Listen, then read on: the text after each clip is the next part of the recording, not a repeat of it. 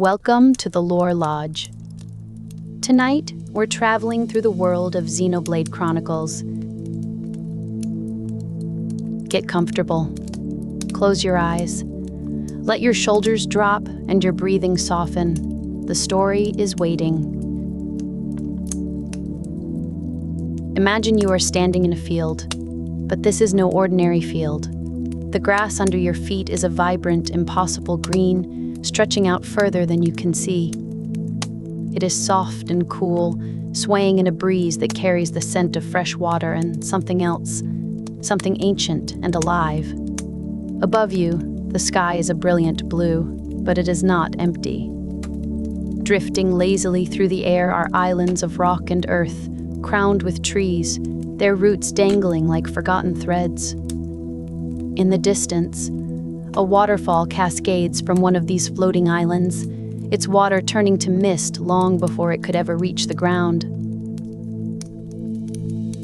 You feel impossibly small here.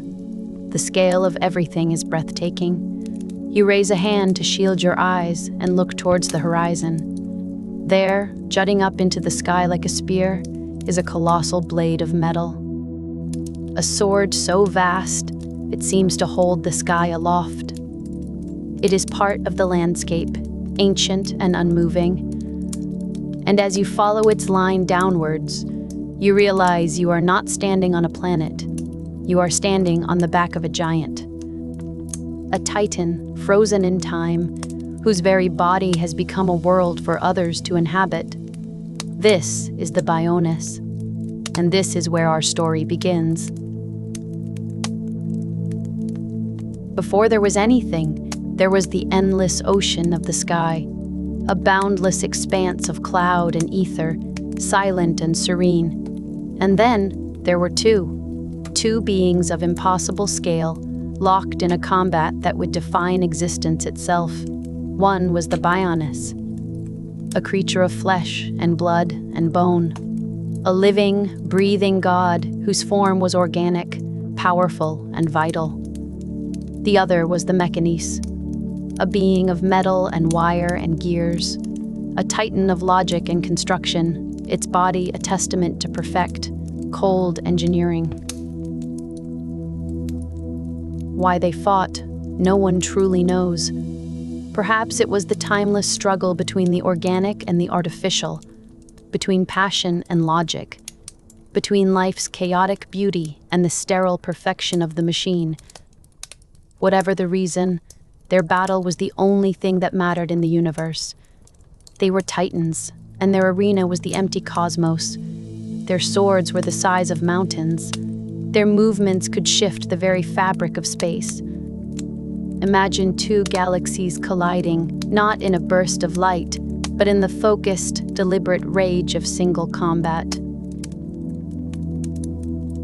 The Bionis, swift and powerful, its muscles like continents shifting. The Mechonis, relentless and precise, its metallic limbs striking with geometric perfection. For eons they fought, their struggle echoing through the void.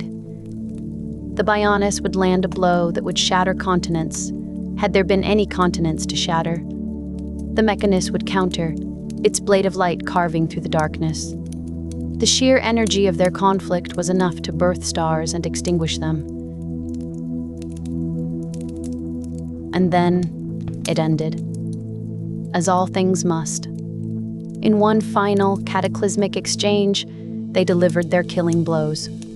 The Bionis, with its great sword of bone and ether, struck deep into the Mechanis' side. The Mechanis, with its own blade of steel and fire, pierced the Bionis' flank. There was no sound, only a final, terrible stillness, a silent, mutual annihilation. They were locked together in their final moment of defiance, two gods who had canceled each other out. They died, but they did not fall. Their colossal bodies, locked in that final pose, remained, frozen in the endless sky. Two statues of unimaginable size, monuments to a war that predated memory. And then, something wonderful happened. On the cooling corpse of the Bionis, life began to stir. Just as lichen grows on a weathered stone, new life found a home on the body of the dead god. Tiny creatures, then plants, then more complex beings. An entire ecosystem bloomed across its vast form. Its dormant flesh became fertile soil. Its hardened bones became mountains and cliffs. The very ether that once powered its divine heart now flowed through the world, becoming the lifeblood of a new generation. The Bionis was no longer just a dead titan. It had become a cradle, a world, a home. Now, imagine yourself living on this world. You are a Holmes, the dominant species of the Bionis, much like humans. Your home is not a country or a continent. It is a specific part of the Titan's anatomy. Perhaps you live on the Bionis' leg. Your town, Colony 9, is nestled in a valley on the calf of the god. Above you, the Titan's knee juts out, a colossal plateau that scrapes the clouds. Below you, the land curves away towards the ankle and the endless ocean of the sky.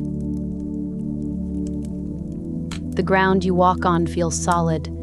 It is earth and rock and grass. But there is always a subtle reminder of where you are.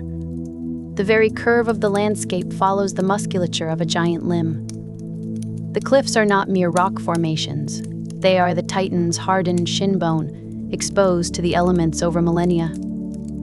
You can feel the faint, ever-present hum of ether in the air, a soft energy that makes the world feel vibrant and alive, even though its host is long dead. You stand on a viewing platform in Colony 9, looking out. The colony is a marvel of Hom's engineering. Buildings of wood and metal are built into the cliff face, connected by bridges and walkways. It feels safe, fortified.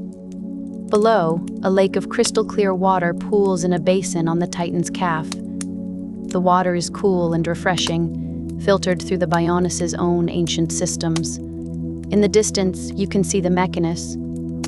It stands silent and imposing, its metallic body catching the light. It is a constant, looming presence on the horizon, a reminder of the ancient war and a source of a more modern fear. Life in Colony 9 is, for the most part, peaceful. You have neighbors, friends.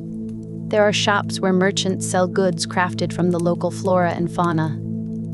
The armor you wear might be made from the shell of a crabble, a crustacean-like creature that scuttles along the shores of the lake. The food you eat is grown in fertile patches of the Bionis' skin or hunted in the nearby caves and plains. It is a life of simple, understandable routines. You might spend your morning fishing in the lake, the gentle lapping of the water against the shore, a soothing rhythm. The air smells of salt and damp earth. In the afternoon, you could visit the military district where the colony's defense force trains.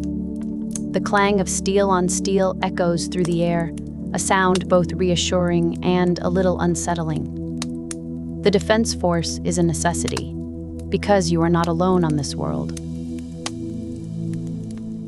There are the creatures native to the Bionis, of course. The gentle Armus, huge, hairy beasts that graze peacefully. The territorial Bunivs, rabbit-like creatures that can be surprisingly fierce if you get too close to their burrows. But the real threat comes from the other Titan, the Mechanus. For as long as anyone can remember, the Mechonis has been sending its children to attack the Bionis. They are called the Mechon, machines.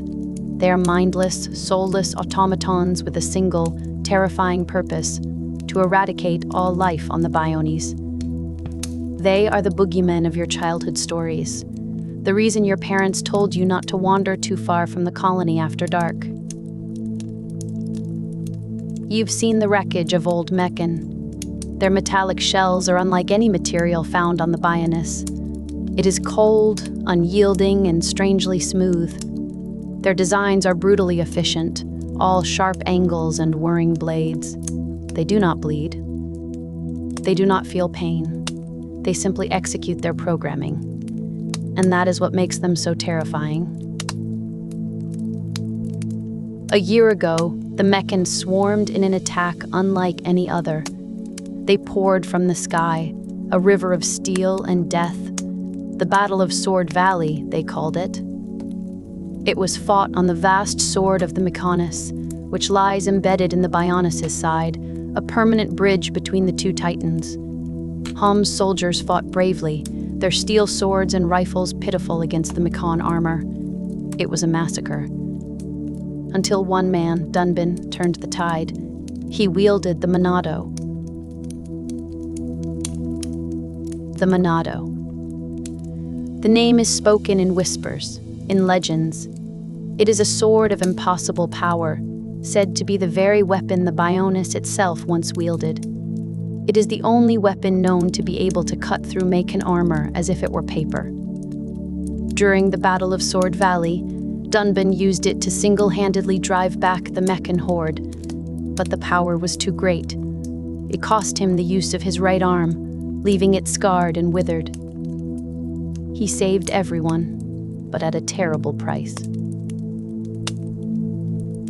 Now, the Monado rests in a secret lab in Colony 9, studied by scientists who hope to unlock its secrets without paying such a cost. You've never seen it up close, but you can feel its presence, a subtle thrum of power that resonates through the colony, a symbol of both hope and danger. You turn your gaze upwards, from the colony to the lands above. If you were to leave the relative safety of the Bionis' leg, your journey would take you to even stranger and more wonderful places. You would climb the Titan's thigh, a rugged and treacherous landscape, until you reached Gore Plain.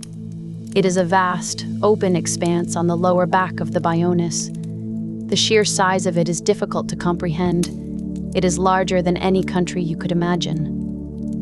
A sea of green grass under an open sky. Imagine walking there now. The wind is constant, a powerful, rushing sound that fills your ears. It whips your hair across your face and makes the grass dance in waves that roll to the horizon. The ground is soft beneath your boots. The air is clean and crisp. You feel a sense of freedom here, a feeling of infinite possibility.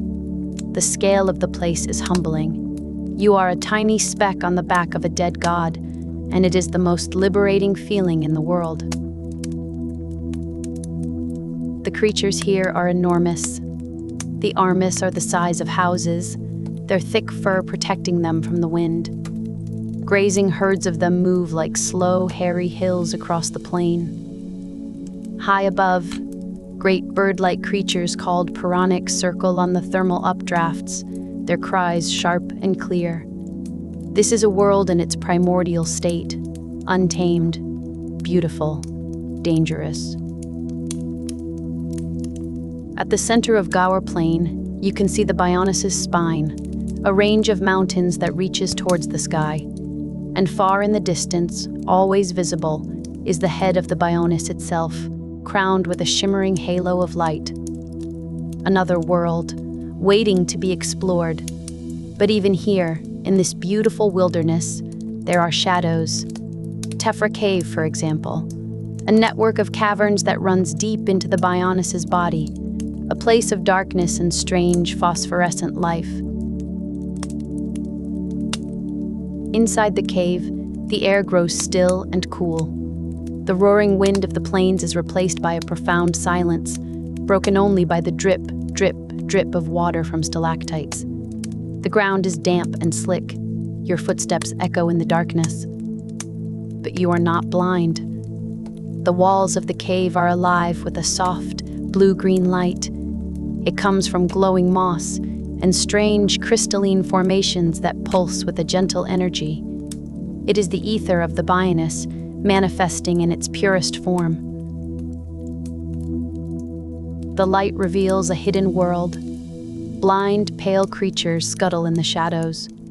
Great spiders have spun webs of glowing silk that shimmer like constellations in the dark. It is a place that feels both magical and deeply unnerving. You feel like an intruder in a secret part of the Titan's body, a place not meant for home's eyes. You can feel the immense weight of the rock and flesh above you, a pressure that is both physical and psychological.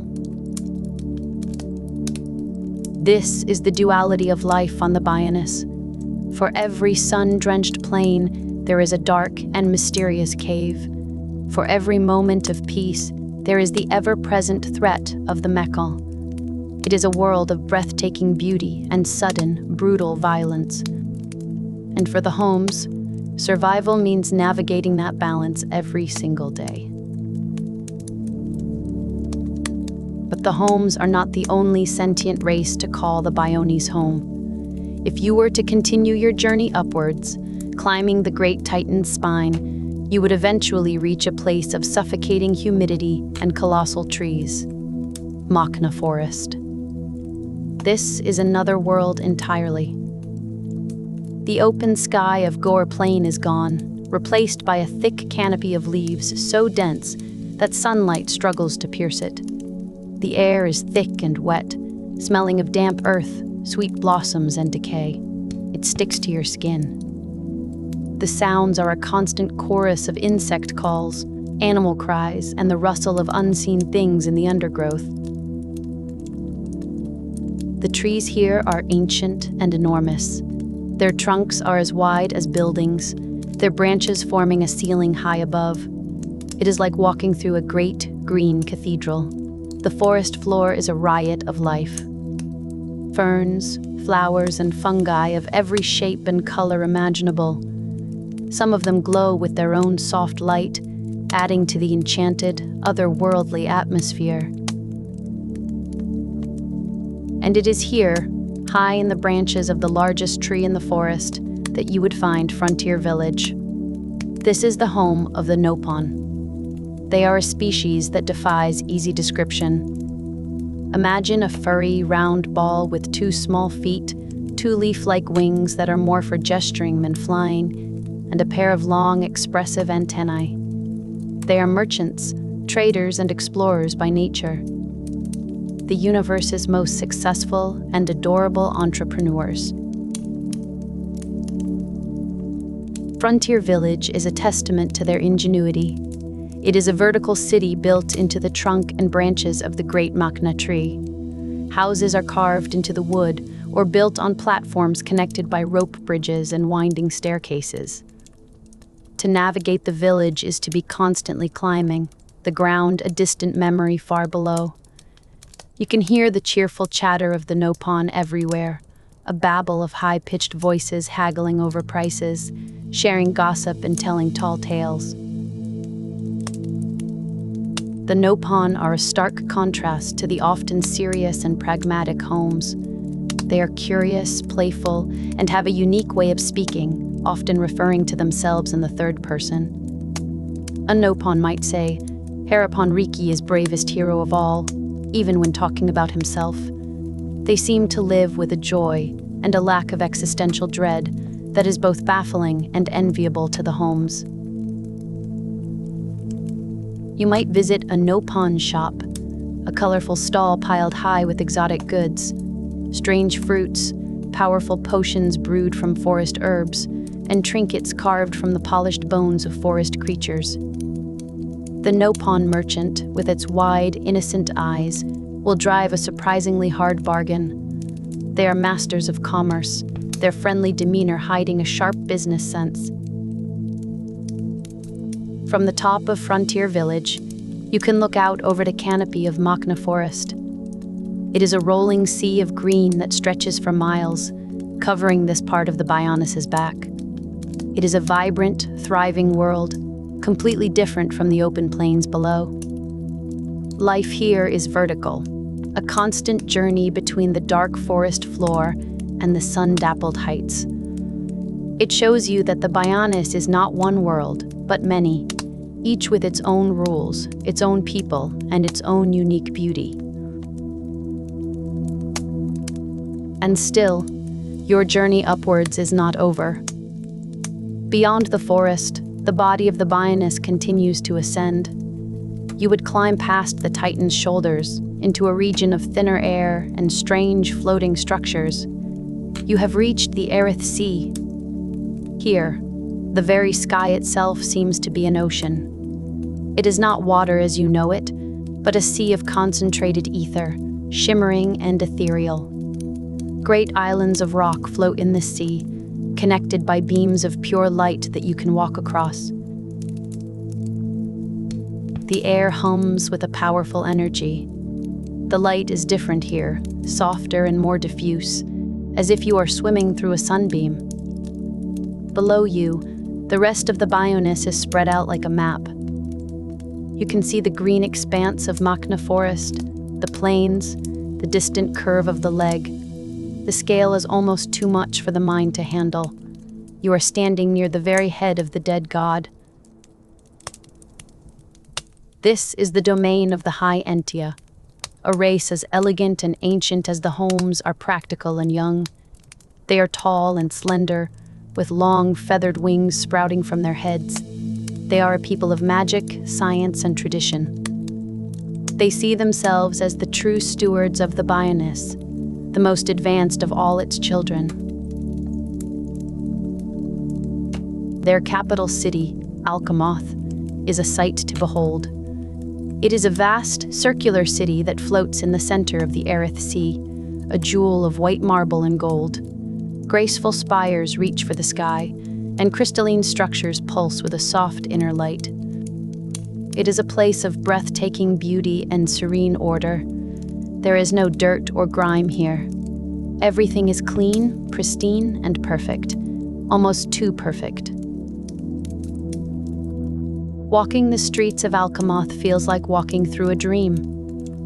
The High Entia move with a silent grace, their long robes trailing behind them. They speak in measured, formal tones. They are polite, but distant. You can feel the weight of their history, thousands of years of it, in the way they carry themselves. They have seen empires rise and fall, and they view the squabbles of the Homs with a kind of weary patience. Their society is rigid and hierarchical. At the top is the royal family, who can trace their lineage back to the dawn of time. They live in a grand palace at the center of the city, isolated from the common people. The High Entia are masters of ether technology. Their city is powered by it, their weapons are infused with it, and their lives are governed by its flow.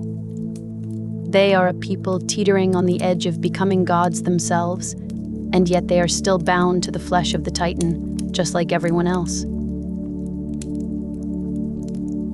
There is a sadness to the High Entia, a melancholy that hangs in the perfect air of their city.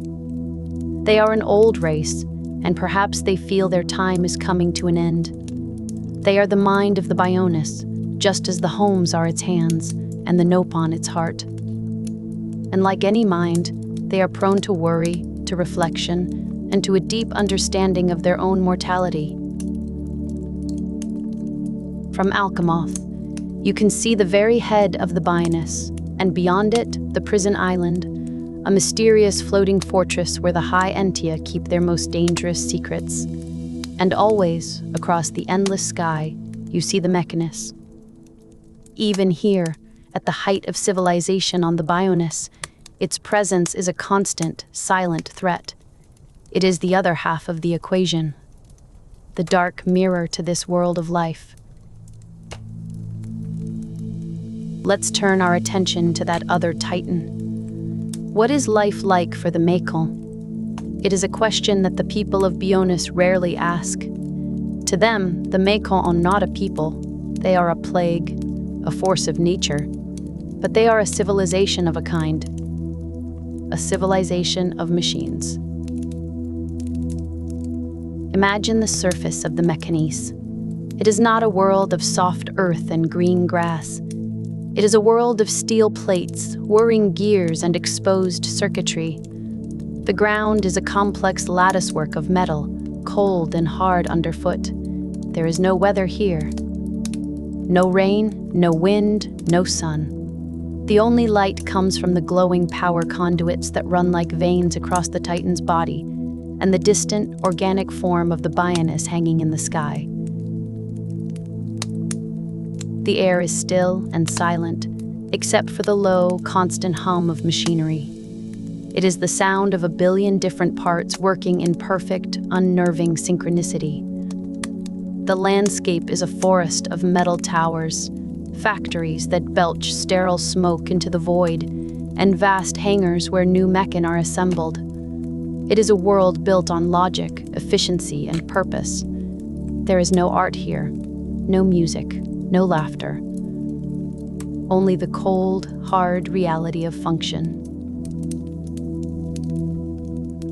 If the Bionis is a world that grew organically, the Mechanus is a world that was designed. Every component has its place. Every structure has its purpose. It is the ultimate expression of engineering, a single, unified machine the size of a planet. And its purpose, its prime directive, seems to be the destruction of the Bionis. The Mechan themselves are extensions of this world. They are not born, they are manufactured. They come in countless forms, each designed for a specific task. There are the small, scuttling Mechan M31 units, the foot soldiers of the army. There are the larger, more powerful M69 units, walking tanks armed with cannons. And then there are the faced Mechan. These are a new and terrifying development. They are Mechan with faces, Holmes faces. They are larger, more powerful, and seem to possess a cruel intelligence that the standard units lack. No one on the Bionis knows where they came from, but their existence hints at a horrifying truth behind the mindless aggression of the machines. It suggests that this is not just a war of extermination, but something far more personal and twisted. Who commands this army? Deep within the metallic shell of the Titan, in its core, must be a central intelligence, a mind in the machine, a ruler of this world of steel. What are its motivations?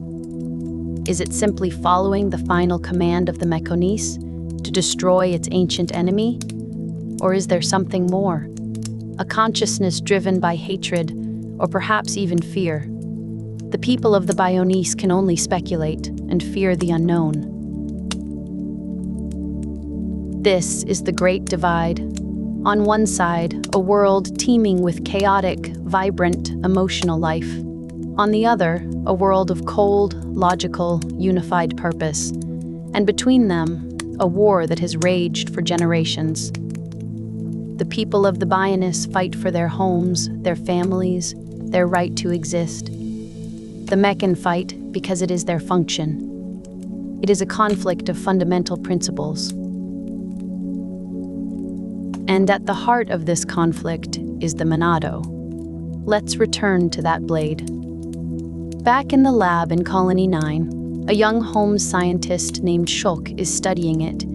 He is fascinated by it, not just as a weapon, but as a piece of impossible technology. He feels a connection to it that he cannot explain. Imagine you are Shulk, reaching out to touch the sword. The metal is cool at first, but as your fingers get closer, you feel a warmth emanating from it. A low hum vibrates in the air around it, a sound you feel in your bones more than you hear with your ears. The central part of the blade is a ring of glass, and within it, you can see a swirling vortex of blue light. It is the sword's ether furnace, its heart. In the center of the ring is a symbol, a character from a language no one on the Bionis can read. It simply means man. When Shulk holds the Monado, something extraordinary happens. He can see the future, not the distant future, not grand prophecies. He sees flashes, glimpses of what is about to happen. A friend tripping over a rock, a wrench falling from a shelf, a Mechan's claw striking from behind. These visions come unbidden, flashes of insight that allow him to react to events before they occur. This is the true power of the Monado. It is not just a sharp piece of metal. It is a key, a tool that can manipulate the very fabric of causality. It allows its wielder to see the flow of ether, the lifeblood of the world, and to see the paths it is about to take, to see destiny itself. The implications are staggering. It is a power that could change the world. It could win the war against the Mekong. But it is also a terrible burden. To know what is coming is to carry the weight of that knowledge. Every choice becomes a calculation. Every action is an attempt to alter a future you have already seen. It is a power that could drive a person mad, and it is a power that the young, good-hearted Shulk is not sure he wants. But as the Meccan threat grows, he may not have a choice. The story of Xenoblade Chronicles is the story of this young man and this sword. But it is also the story of the world itself. A world born from the death of gods. A world where life blooms in the most unlikely of places. It is a story about the clash between nature and technology, between fate and free will, between the different peoples who share a single, extraordinary home. Think about the sheer improbability of it all. An entire world with its own geology, its own weather systems, its own complex biomes, all contained on the body of a single frozen creature. The people living on the Bionis are, in a very real sense, living on borrowed time, in a borrowed home. Their existence is a beautiful accident, a footnote in the history of a cosmic war. And yet, their lives are no less meaningful for it. A Holmes child laughing in the streets of Colony 9. A no-pawn merchant closing a clever deal. A high Entia scholar contemplating the stars from a balcony in Alcamoth. These moments are real. They are important. The fact that their world is the corpse of a god does not diminish the value of their lives. In many ways, it makes them even more precious. They are the inheritors of a silent legacy. They walk on plains of ancient flesh and climb mountains of ancient bone, and most of the time, they do not even think about it. It is simply their world. It is a powerful idea that something new and beautiful can grow from the ashes of something old and destructive. That life finds a way, even in the most hostile and bizarre of environments. As you stand on that viewing platform in Colony 9 once more, you look out at the world with new eyes. You see not just a landscape, but a story. The story of the Bionis and the Mechanis. You see the great sword of the Mechani still embedded in the Bionis' side, a wound that has become a landmark. You see the sky, which is not a sky at all, but an endless ocean of clouds. And you see the other Titan, silent and waiting on the horizon. The air is cool on your skin. The distant sound of a training exercise, the clang of swords, reaches your ears. You feel the solid ground beneath you, the body of your world, your protector, your home. There is a sense of peace in this moment, a quiet understanding of your place in this vast, strange universe. The future is uncertain. The Mekon will come again. But for now, in this moment, there is life. And that is enough. This is the great secret of the Bionis. It is not just a landscape. It is a single, unified organism. The ether that flows in shimmering rivers through the air is its breath. The water that pools in the Erith Sea is its blood. And somewhere, deep beneath your feet, in the core of this world-sized being, a heart still beats. You cannot hear it. You cannot feel it in the way you would a tremor, but you know it is there. A slow, steady rhythm, once every 1,000 years perhaps, that circulates life through its colossal form. every being that lives upon its flesh is a part of this circulation. The Nopon in their forest homes, the homes in their colonies built upon its leg, even the strange and wonderful creatures that roam the plains of its back. All are sustained by the Titan's slumbering life force.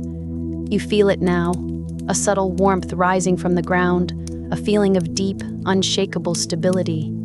It is the feeling of being held, of being part of something so immeasurably vast that individual worries seem to shrink in comparison, fading into the grand, slow-motion tapestry of existence. And as you stand here, feeling this profound connection to the living world beneath you, you lift your eyes to the horizon. Across the endless sea, shrouded in mist and distance, stands the other, the Mechanus. It too is a god, frozen in its final moment. Its metallic body is stark and angular, where the Bionis is curved and organic. No forests grow upon its silver skin. No rivers of life giving water flow down its limbs. It is a monument to a different kind of creation, one of logic, steel, and purpose. Its silence is different from the Bionis's. The Bionis sleeps a living sleep, filled with the dreams that have become its ecosystems. The Mykonos, however, feels truly still, dormant, a machine that has been switched off. Yet, it is not dead. You can feel a latent power thrumming within its frame, a quiet potential held in check only by the blade of its counterpart, the Monado, and the will of the Bionis itself. The two titans are locked in a permanent, silent embrace of conflict, a stalemate that has become the foundation of reality itself. To live on the Bionis is to constantly be aware of this duality. You see the organic, chaotic beauty of your world, and in the distance, you see its perfect opposite. It is a constant reminder of the battle that created your home. The history of the universe, for you, is not written in books or carved on tablets. It is displayed across the sky, the vast body of your creator God and the equally vast body of its ancient foe. You live inside the aftermath, a garden grown on a battlefield. The people of Bionis have woven this truth into their philosophies, their art, and their quiet moments of reflection. They understand that life and its opposite are not so far apart. They are neighbors, separated only by a stretch of water. It lends a certain perspective to their existence, a calm acceptance of the world as it is, a world born from a clash of titans, now cradled in their endless repose. And as night falls, the ether crystals scattered across the land begin to glow. They pulse with a soft, internal light, illuminating the landscape in hues of gentle blue and green. The air grows cool. The sounds of the day's creatures fade into a soft chorus of nighttime calls. You find a place to rest, leaning against a rock that is, in truth, the bone of a god. And you look out at the still, silent form of the Mechanus across the water, its metallic plates catching the faint starlight. There is no fear, only a profound and sleepy peace. You are a tiny soul, living on the corpse of a sleeping giant, and you have never felt more at home. You close your eyes and let the slow, ancient pulse of the Bionis lull you into a deep and peaceful rest. Picture yourself in a workshop, not a modern one, with the harsh glare of fluorescent lights and the electric scream of power tools. No. This is a place of quiet concentration. The air is cool and still, and carries the faint, clean scent of metal and ozone. It smells a little like the air after a thunderstorm. You are in the military district of Colony 9, a fortress town nestled on the calf of a dead god. Outside, life goes on. People are shopping, children are playing. But in here, time seems to have stopped. The only light comes from the soft, ethereal glow of a single object mounted on a wall bracket. It is a sword. But it is unlike any sword you have ever seen. Beautiful and strange.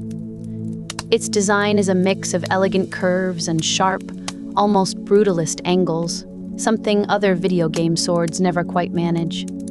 In the center of its guard is a circular housing of glass, revealing intricate mechanisms within. It looks less like a weapon forged in the smithy, and more like something that was grown, or perhaps assembled in a place beyond human understanding. The blade itself is retracted, hidden away.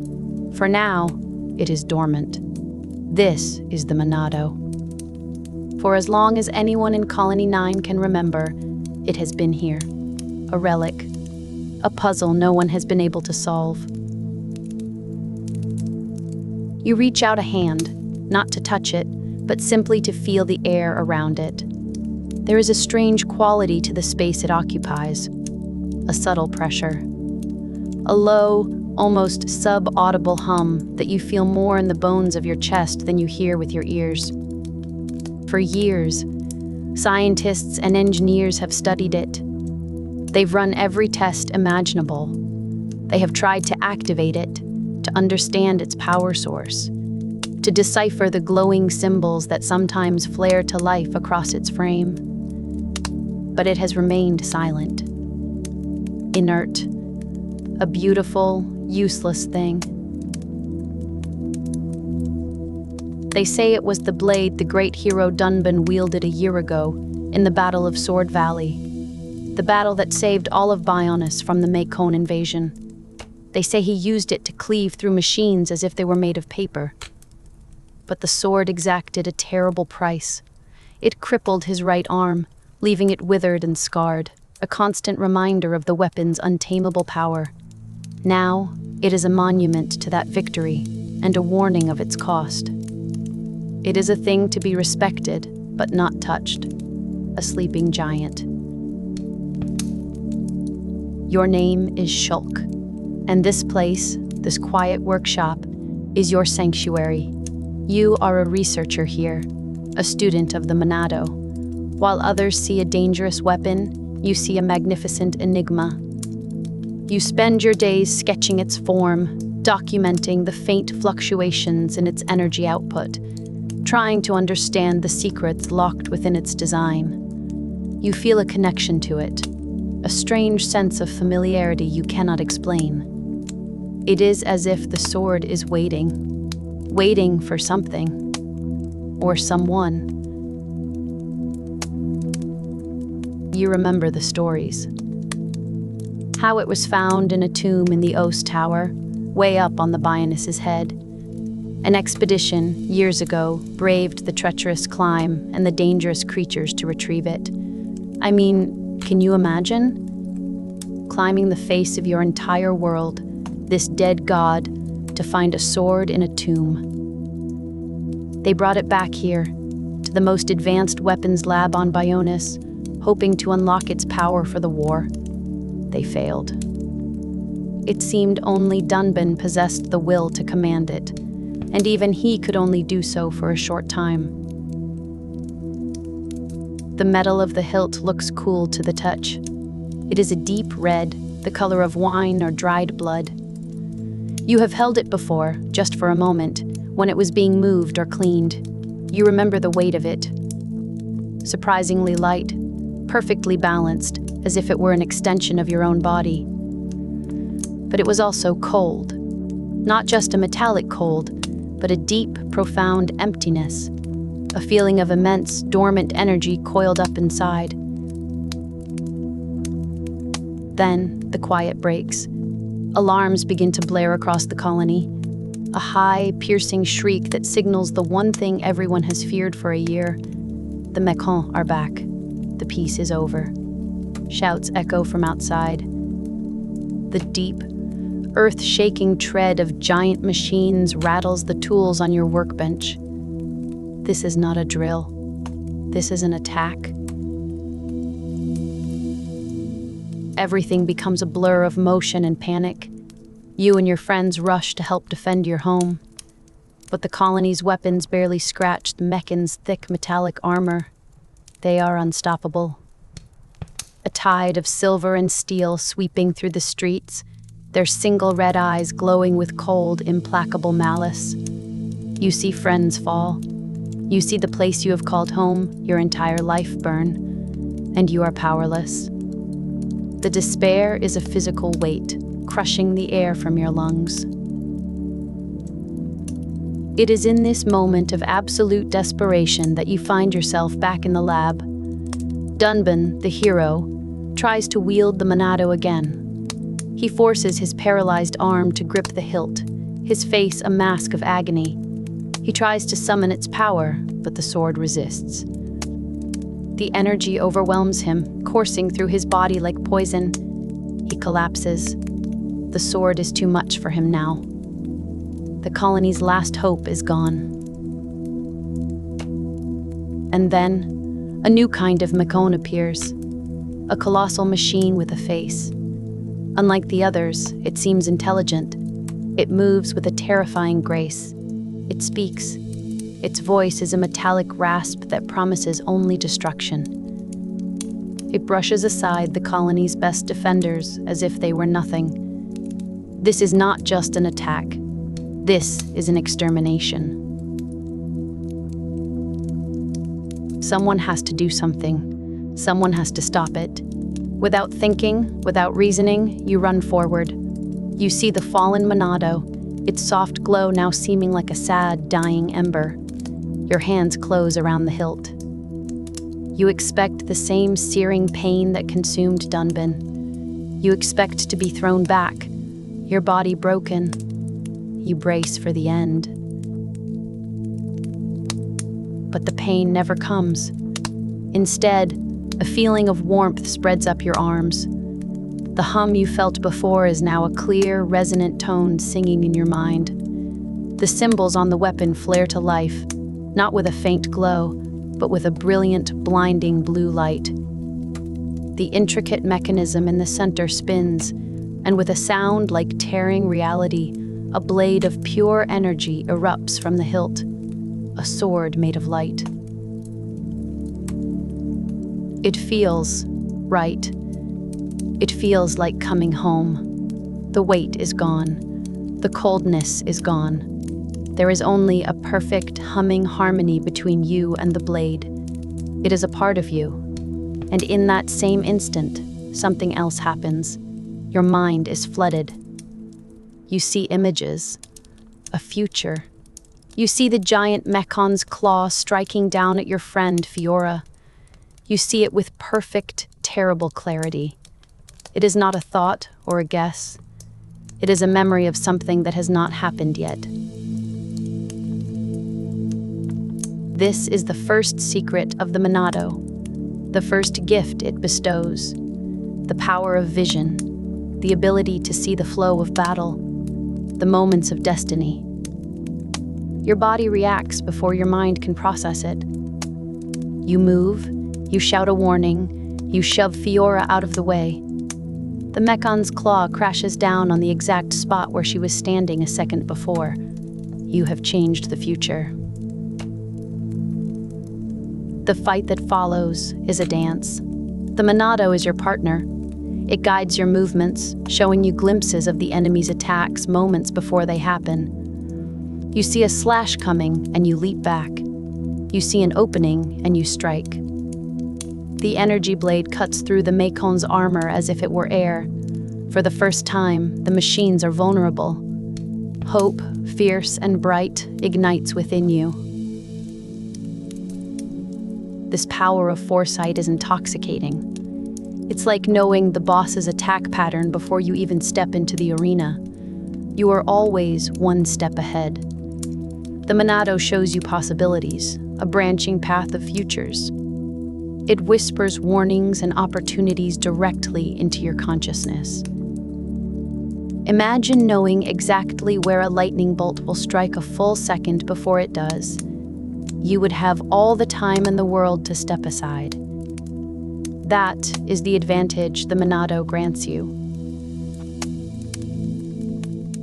But the visions are not just tactical, they are emotional.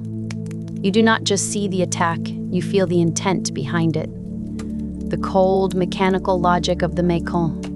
And sometimes you see other things. Flashes of people you have not met, places you have never been. The sword is a window, not just into the immediate future, but into the grand tapestry of fate itself. With this newfound power, you turn the tide. You are no longer a simple researcher. You are the Monado's wielder, the home's new hope. You fight with a skill you did not know you possessed. The sword's arts, special techniques that manipulate the very fabric of reality, come to you instinctively. You learn to enchant your allies' weapons, allowing them to harm the Mekon too. You can erect shields of energy, breaking an enemy's most powerful attacks. You are becoming a warrior. Yet, even with this incredible power, there is a limit. A frustrating, inexplicable rule. You discover it in the heat of battle. You swing at a person, a Homs, and the blade does nothing. It's not that it passes through like a ghost. It simply refuses to harm them. The brilliant light of the blade connects, but there is no cut, no impact, no damage. It is a fundamental law of the weapon itself. This is the second great mystery of the Monado. It can cut any machine, any metal, any monster that roams the fields of Bionis. But it cannot harm people. Homes, Nopon, Hyantia. This is not something you are controlling. It is a shackle, bound to its very essence. Why would a weapon of such power have such a specific limitation? It seems counterintuitive, a flawed design. At the time, you do not understand. No one does. It is just another of the Monado's quirks. A puzzle to be solved later. Despite your power, the battle for Colony 9 ends in tragedy. The faced Mekon, the one called Metal Face, proves too strong. It is made of a different material. The Monado cannot scratch it. And in a moment of horror, a future you cannot prevent comes to pass. Fiora is struck down. The victory is ashes in your mouth. Your home is safe, but the cost is unbearable. It is here, in the ashes of your old life, that your journey truly begins. You look at the Monado humming in your hand. It is no longer just a fascinating object of study. It is the key. The only tool you have to fight back. And it is a source of burning questions. What is it? Where did its power come from? And why you? You swear an oath of vengeance. You will find that faced Mekon, and you will destroy it. You and your friend Rain leave the smoking ruins of your home and step out into the vast world of the Bionis. The world is immense. Have you ever stood somewhere so vast it makes your own concerns feel small and distant? That is the feeling of stepping onto Gower Plain for the first time. You travel across the vast grasslands of the Bionis' leg, and the scale is difficult to comprehend. Mountains tower so high their peaks are lost in the clouds. Waterfalls cascade for miles. The sky above is a permanent, swirling vortex of blue and white, for you are living within the atmosphere of a god. The air itself feels different here. It is thick with a substance you have studied but never truly felt before. Ether. Ether is the lifeblood of this world.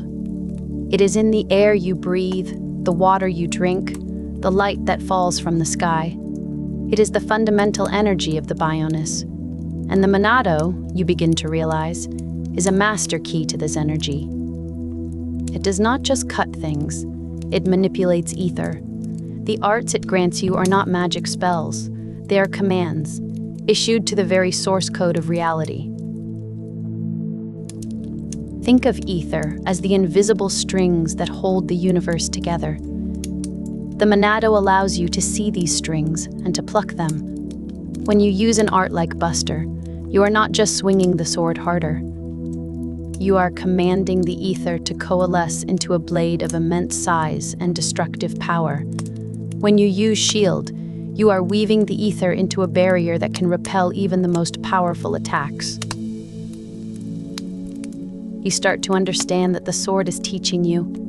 With every battle, your connection grows stronger. The visions become clearer, more frequent. You learn to share them, to call out warnings to your companions, allowing your small group to fight with the coordination of a seasoned army. You are rewriting the future, one small moment at a time. But the burden is heavy. Seeing the future is not a gift without a cost. You see your friends in peril constantly. You see them wounded, falling. Each vision is a jolt of ice in your veins, a cold knot tightening in your stomach. You have to fight not only the enemies in front of you, but the terrible possibilities that haunt your mind. Sometimes you fail. Sometimes you are not fast enough. And the guilt of knowing what was coming and being unable to stop it is a heavier weight than any sword. The journey takes you upwards, climbing the colossal body of the Bionis. Through the Satorl Marsh, a place of ancient ruins and glowing phantom light. The air here is thick and humid, smelling of damp earth and decaying plants. At night, the entire marsh glows with an eerie, beautiful phosphorescence. The ether is so dense here you can almost see it shimmering in the air. You feel the Monado responding to it, humming with a deeper, more resonant power. It is here you meet new allies and new enemies, and you learn more about the sword.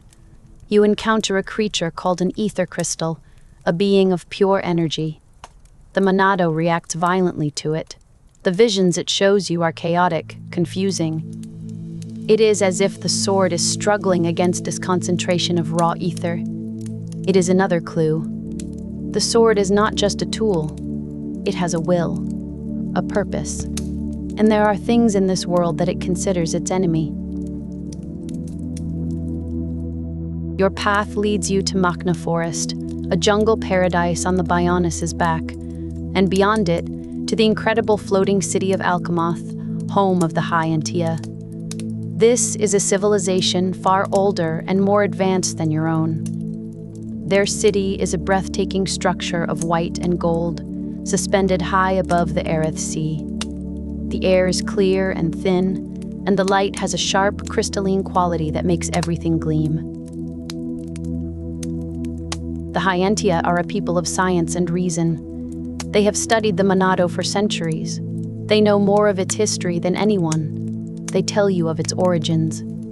They confirm it was found in the Oast Tower, but they tell you more. The tower was a prison. The Monado was the key, and it was also the prisoner. They speak of a being sealed away with it, a giant. They call him the heir to the Monado. It is in Alcamoth that the true nature of your quest begins to shift. It is no longer a simple quest for revenge. You are caught in a current of history, a conflict that has been raging for eons. The High Entia are cautious. They fear the Monado. They see its power as a dangerous, destabilizing force. A prophecy speaks of the Monado's wielder bringing ruin to their people.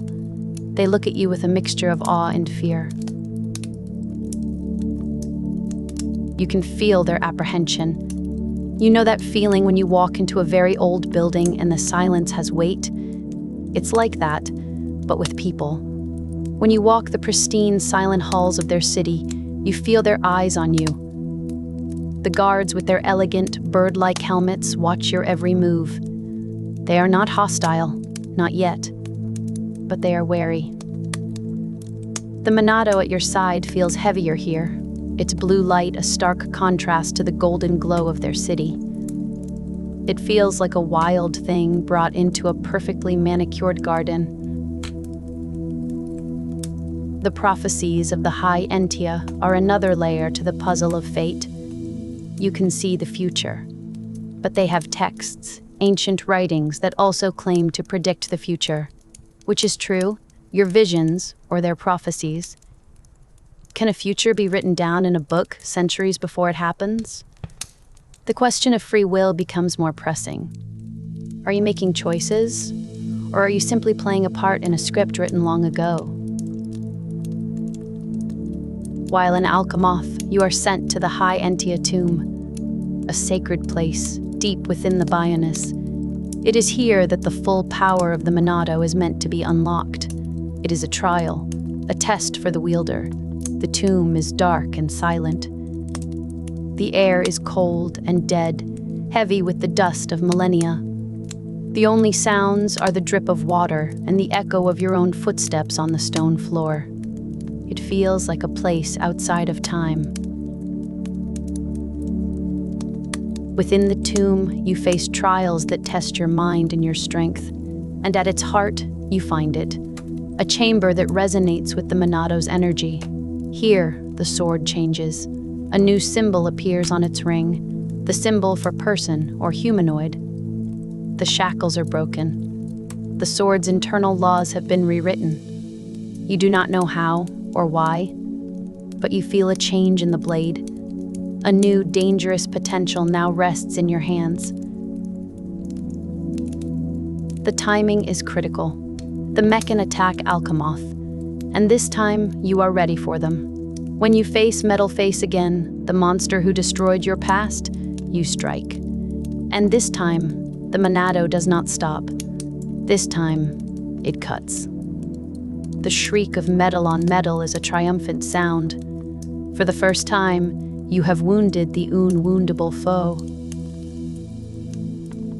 But this new power brings a horrifying revelation.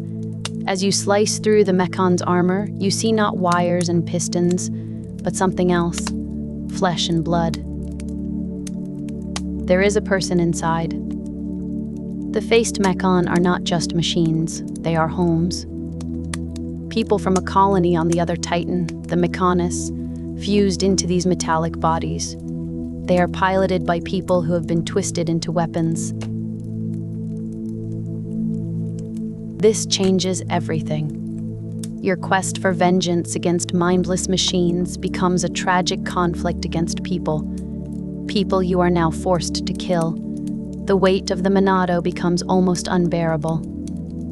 Every time you unlock one of its secrets, the world becomes a darker, more complicated place. The clear line between good and evil, between Holmes and Mechan, has been erased. And you discover the most shocking truth of all. The pilot of Metal Face is a man you knew. A man from your own colony who was thought to have died years ago. And the pilot of another faced Mechan, a sleek silver one, is Fiora, your friend. The one you thought you lost. She has been rebuilt, her mind wiped, her body turned into a weapon to be used against you. The Monado gave you the power to see the future, but it never showed you this impossible, heartbreaking twist of fate. It is a pain deeper than any physical wound. The sword in your hand, once a symbol of hope, now feels like a cruel joke. It gave you the power to kill your own kind, and the first true test of that power is against the very person you set out to avenge. Your journey now takes you to the other Titan, to the Mechanis, a world of metal. You climb the fallen arm of the Bionis, a bridge between the two sleeping gods. You step from the world of flesh and nature onto a world of steel and artifice. The ground beneath your feet is no longer earth, but interlocking metal plates. The sky is no longer a swirling ether sea, but the looming dead form of the Bionis. Everything here is alien. The air tastes of rust and electricity. The wind carries a low, mechanical moan as it whistles through vast, dead cities. There is no green here, only shades of gray, silver, and brown. The Monado is on edge here. It hums with a nervous energy, like a compass needle near a powerful magnet. This is enemy territory, the home of its ancient foe. You meet the inhabitants of Mechonis, the Machina. They are not monsters. They are a peaceful, intelligent race of machine people. Their leader, Eagle, is the one controlling the Mechon. He is waging a war of annihilation against the Bionis. He believes that for the Mechonis to live, the Bionis must die. Eagle reveals the truth of the Monado. The sword is not just a weapon, it is the soul of a god. The god of the Bionis, a being named Zanza. Millennia ago, Zanza and the god of the Mechonis, a being named Meneth, fought a catastrophic battle that left them both dormant. Zanza was sealed in the tomb where the Monado was found. The sword is his will, his power, made manifest in the world. This revelation reframes everything. You are not the master of the sword. You are its vessel, a puppet for a sleeping god. The visions are not a gift. They are Zanza's way of guiding you, manipulating you to fulfill his own purposes. The reason the Monado could not harm the people of Bionis is now chillingly clear. Zanza considers all life on Bionis to be his property, his food. The Bionis is a predator, and when it awakens, it will consume all the ether from its inhabitants to sustain itself. The Monado was programmed not to damage the livestock. It's one of the most brilliant and horrifying bits of world building I've ever come across. The shackles you broke were not a limit on the sword's power. They were a limit on your will. By breaking them, you allowed Zanza's consciousness to stir. You can feel him now, a presence in the back of your mind. A cold, arrogant voice whispering to you through the sword. He congratulates you. He tells you that you have served your purpose well. And there is another Monado. Meneth, the goddess of the Mechonis, also has a sword. Her soul resides within Fiora. The two Monados are two sides of a coin.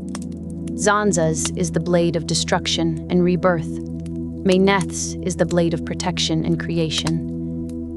The war between Mechan and Holmes is just the latest battle in an eternal war between two selfish gods, and you are all just pawns on their cosmic chessboard. Eagle's war is not born of malice. It is an act of desperation. He is trying to break the cycle. He is trying to kill Zanza before he can awaken and consume the Bionis again. His methods are brutal, but his goal is to save everyone. You find yourself understanding your enemy. The lines have blurred completely now. There are no heroes or villains, only victims of a divine squabble. In the heart of the Mechonis, in its capital city Agniratha, you confront Eagle. The city is a ruin, destroyed in the ancient war. It is a ghost city of silent towers and broken highways, a testament to the destructive power of the gods. You feel the weight of that ancient grief in the air. A profound sadness hangs over this place. Eagle pilots a colossal Mechan, the Yaldabaoth. He controls it with Meneth's Monado. A battle of gods commences, with you and Eagle as their proxies. Monado against Monado. In the end, you defeat him. But you do not kill him. You have seen too much. You understand his pain. You choose mercy. You try to break the cycle of violence. And in that moment of connection, of understanding, Zanza makes his move. The Monado is ripped from your grasp. Your friend, whose body has been harboring Zanza's essence, transforms. He becomes the god Zanza, arrogant, powerful, and hungry. He thanks you for being such an excellent host for his soul and for the Monado. He takes the sword and declares his intention to destroy the Mechonis and consume the Bionis. The true enemy is revealed. it was never the Mikan. It was the god who gave you your power. Zanza's power is absolute. He destroys the Mechanis. He nearly kills all of you. But Maineth, acting through Fiora, sacrifices herself to save you. Her Monado is destroyed, but her power shields you, allowing you to escape the dying Titan. You are left powerless. The Monado is gone. The visions are gone. You are just a boy again. What do you do when the source of your strength is revealed to be the source of your suffering? When the tool that defined you is taken away, you feel lost, adrift. For so long, the Monado has guided you, told you what to do, where to go. Now, there is only silence. The future is a blank page again, and it is terrifying. You and your friends find yourselves inside the Bionis, literally, inside its body. It is a strange, organic landscape. The walls are pulsing flesh. The air is thick and humid. You are traveling through the arteries of a god. Zanza is reshaping the world in his image. He has created a new race of beings, the Telethia, creatures of pure ether who are the Bionis' antibodies. Their purpose is to cleanse the Titan of all life that has gained free will. It seems hopeless. Zanza is a god. He holds the Monado. He controls the flow of fate. How can you possibly fight him? But you realize something. Even without the sword, you still have your friends. You still have your will. And you remember the feeling of the Monado. Not Zanza's will, but the sword itself. You remember the harmony. You come to understand that a Monado is not just a weapon. It is the manifestation of a will, strong enough to change reality. Zanza has one. Maneth had one. But anyone, in theory, could possess one. If their will, their desire for a different future, is strong enough. The Monado is not the source of power. The wielder is. Slowly, a new resolve forms within you. You will not be a pawn anymore. You will not let your fate be decided by selfish gods. You will forge your own path. And as you come to this realization, something incredible happens. A faint light appears in your hand. It begins to coalesce, to take shape. A new sword is being born, not from a god, but from your own determination, from the bonds with your friends, from your desire for a world where people can decide their own futures. It is your Monado. It is not red and blue like Zanza's. It is a blade of pure, brilliant green and white light. It is a sword born of hope. You feel no other consciousness within it, no god whispering in your ear. There is only your own will, amplified. This is the true Monado. The third Monado. The final confrontation takes place in a realm beyond space and time. A celestial void where Zanza, the god of Bionis, awaits. He is immense, a being of pure energy. He wields his Monado, and with it, the power of creation and destruction. He tells you that your world exists only because he wills it, that you are nothing but data in his universe. He shows you your fate. He shows you a future where you are defeated. He tries to crush your spirit with the certainty of his power. But you have learned the Monado's final lesson. The future is not a fixed point. It is not a story that is already written. It is a sea of infinite possibilities. A vision is just one of those possibilities. And a will that is strong enough can steer the ship to a different shore.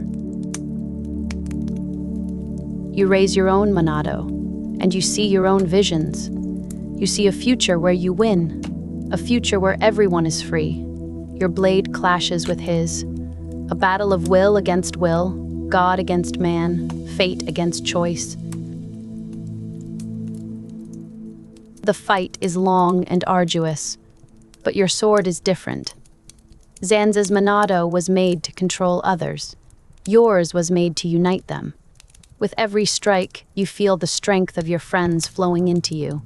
Rain's courage, Sharla's compassion, Dunban's wisdom, Melia's resilience, Riki's heart, Fiora's love. You are not fighting alone. You are the focal point of everyone's desire for a better world. In the end, you strike the final blow. You do not just defeat Zanza, you erase him. You unravel the God who created your universe. With his death, the world begins to crumble. The celestial realm fades. You have killed your creator. A new being appears before you, the administrator of your universe, a being of pure consciousness who existed before Zanza. He tells you that with Zanza gone, this universe will cease to exist. But he offers you a choice. He can remake the world as it was, letting the cycle continue. Or you can become the new god. You can take Zanza's place and create a world of your own design. You look at the Monado in your hand, this incredible tool that can shape reality. The ultimate power is being offered to you. The power to create a perfect world. A world with no war, no suffering, no pain. It is a tempting offer. But you have learned the price of such power. A world controlled by one being, no matter how benevolent, is a world without true freedom. And so, you make the final choice. You raise the true Monado one last time, and you wish for a world with no gods. You wish for a world where the future is not set in stone, where every person is free to choose their own path, to make their own mistakes, and to find their own happiness. You relinquish the ultimate power.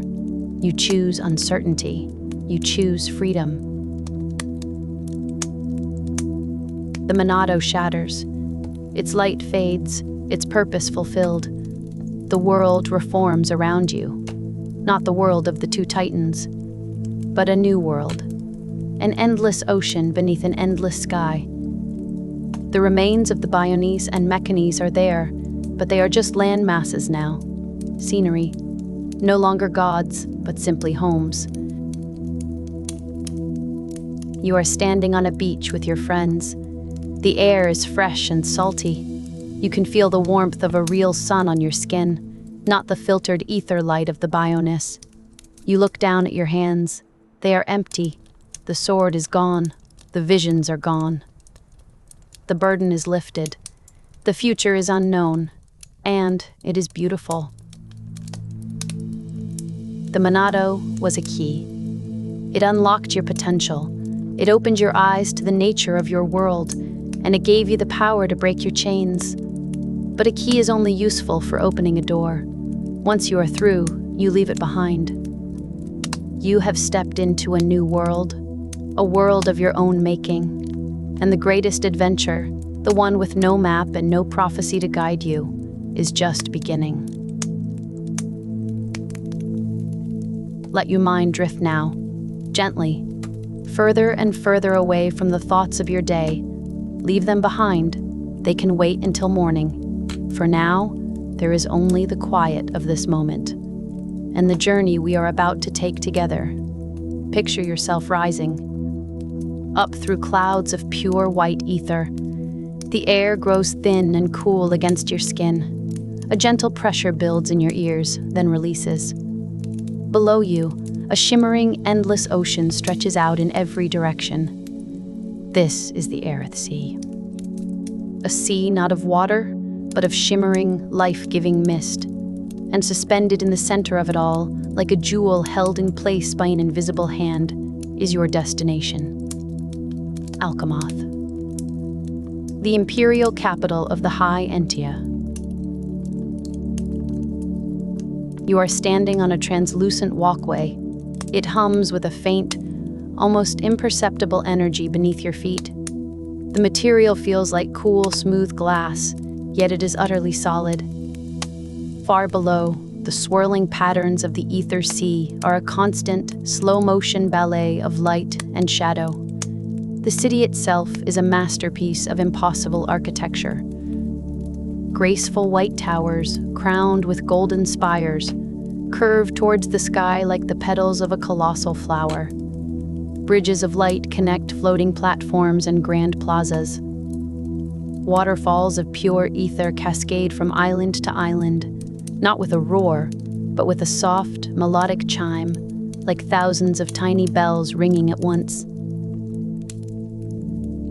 The air here smells clean. It smells of ozone and night-blooming flowers you cannot name. There is a sense of immense age here, not the age of decay or ruin, but the age of accumulated wisdom, of quiet contemplation. The silence is profound, broken only by the gentle ether fall and the distant single chime of a city bell marking some passage of time that feels far slower than your own. You begin to walk. Your footsteps make almost no sound on the crystalline path. You are moving towards the city's heart. Around you, the people of Alcamoth glide by. They are the High Entia, a tall, elegant people with a serene, almost detached grace. Their skin is fair, their features sharp and noble. But what truly sets them apart are the magnificent wings that sprout from their heads. Large and feathered, like those of a hawk or an angel, they are folded neatly behind them as they walk. They are a sign of their pure lineage, a mark of their ancient heritage. Their clothing is just as elegant. Flowing robes of white and gold, intricate jewelry that seems to sing with its own inner light. They move without hurry. Their society has existed for millennia. They have no need to rush. You feel like you are walking through a living dream. The light here is different. It's not the harsh, direct light of a sun. Instead, the entire sky above the Aerith Sea seems to be a source of soft, ambient luminescence. It filters through the crystalline structures of the city, refracting into gentle rainbows on the white walls. It casts long, soft shadows that seem to move with a life of their own. It is a light that encourages quiet thought, a light that soothes rather than reveals. You pass by a small floating garden. Plants with glowing blue leaves and flowers that look like they are made of spun starlight grow in perfect arrangements. A High Entaya is tending to them, his movements slow and deliberate. He doesn't use tools of soil and metal. Instead, he holds his hands over the plants, and a faint blue energy flows from his fingertips, coaxing a new bud to unfurl. He looks up as you pass, his eyes ancient and calm. He gives a small, slow nod of acknowledgement, then returns to his work. There is no suspicion in his gaze, no alarm, just a placid acceptance of your presence. In Alcamoth, it seems, even the unexpected is met with a deep, unshakable calm. This is a society built on knowledge and magic, or rather, on ether, the lifeblood of this world. You see it everywhere. In the floating platforms, the glowing lamps, the very air you breathe. It is not the grimy, industrial technology of pistons and steam. It is clean, silent, and seamlessly integrated into the world itself. It feels less like engineering and more like a form of advanced art. They have mastered the fundamental forces of their universe and used that mastery to create a place of perfect, tranquil beauty. A city that floats above the troubles of the world below. You find yourself approaching a grand plaza. In its center is the Fountain of Hope. The water here is not water at all. It is concentrated liquid ether, glowing with a soft turquoise light. It flows up into the air in a perfect, silent column, before branching out into 1,000 delicate streams, each one falling back into the basin without a single splash. The sound it makes is that same gentle, melodic chime you heard from the ether falls. It's the sound of the city itself, its heartbeat. High Entia are gathered around the fountain. Some are sitting on alabaster benches, lost in thought. Others are simply standing, watching the light play on the flowing ether. It is a place of public meditation, a focal point for the city's collective consciousness. You sit on one of the benches. The stone is cool and smooth against your back. You watch the serene faces of the High Entia. They live for centuries, some for millennia.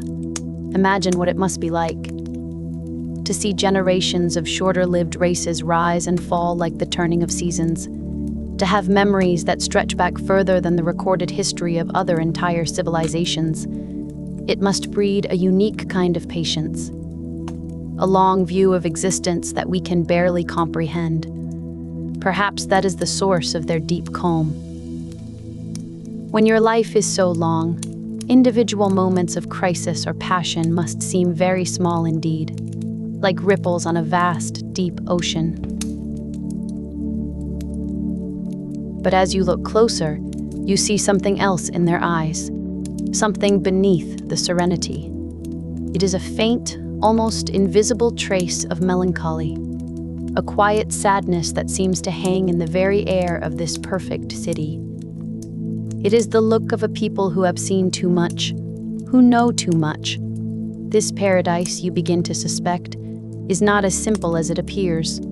It carries a heavy, ancient burden, a secret that is known to all, yet never spoken of aloud. The perfect city has a flaw, a crack in its beautiful facade.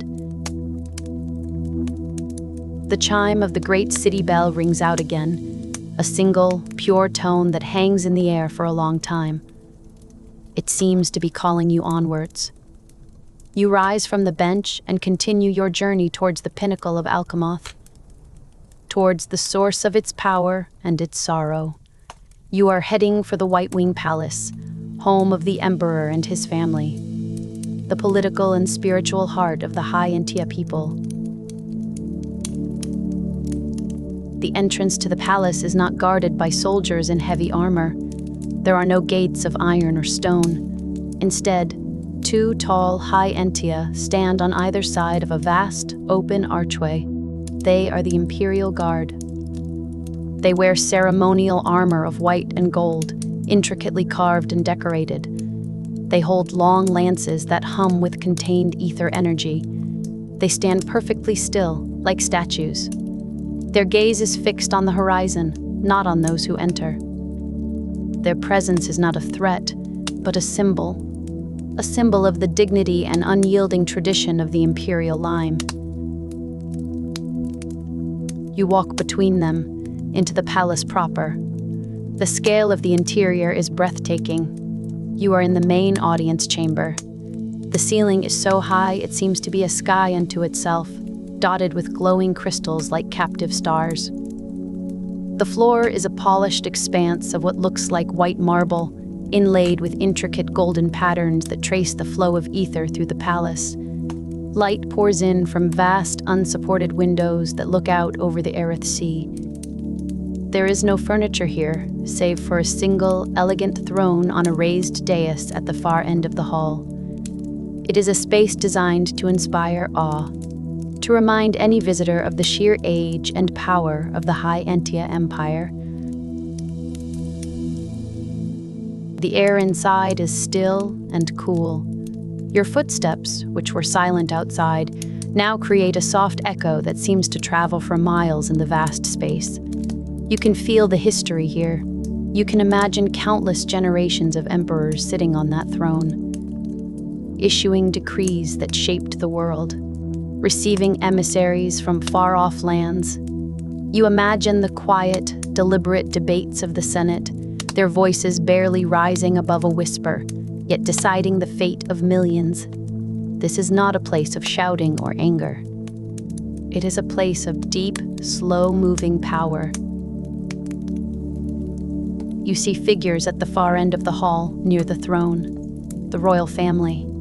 You see the emperor himself, Saurian. He is older than the others you have seen. The feathers of his wings are touched with gray. He carries the weight of his people with a quiet dignity, but his eyes hold that same deep melancholy you saw in the plaza, only magnified 100 times. It is the look of a man who has carried a terrible secret for his entire long life. A man who has had to make impossible choices.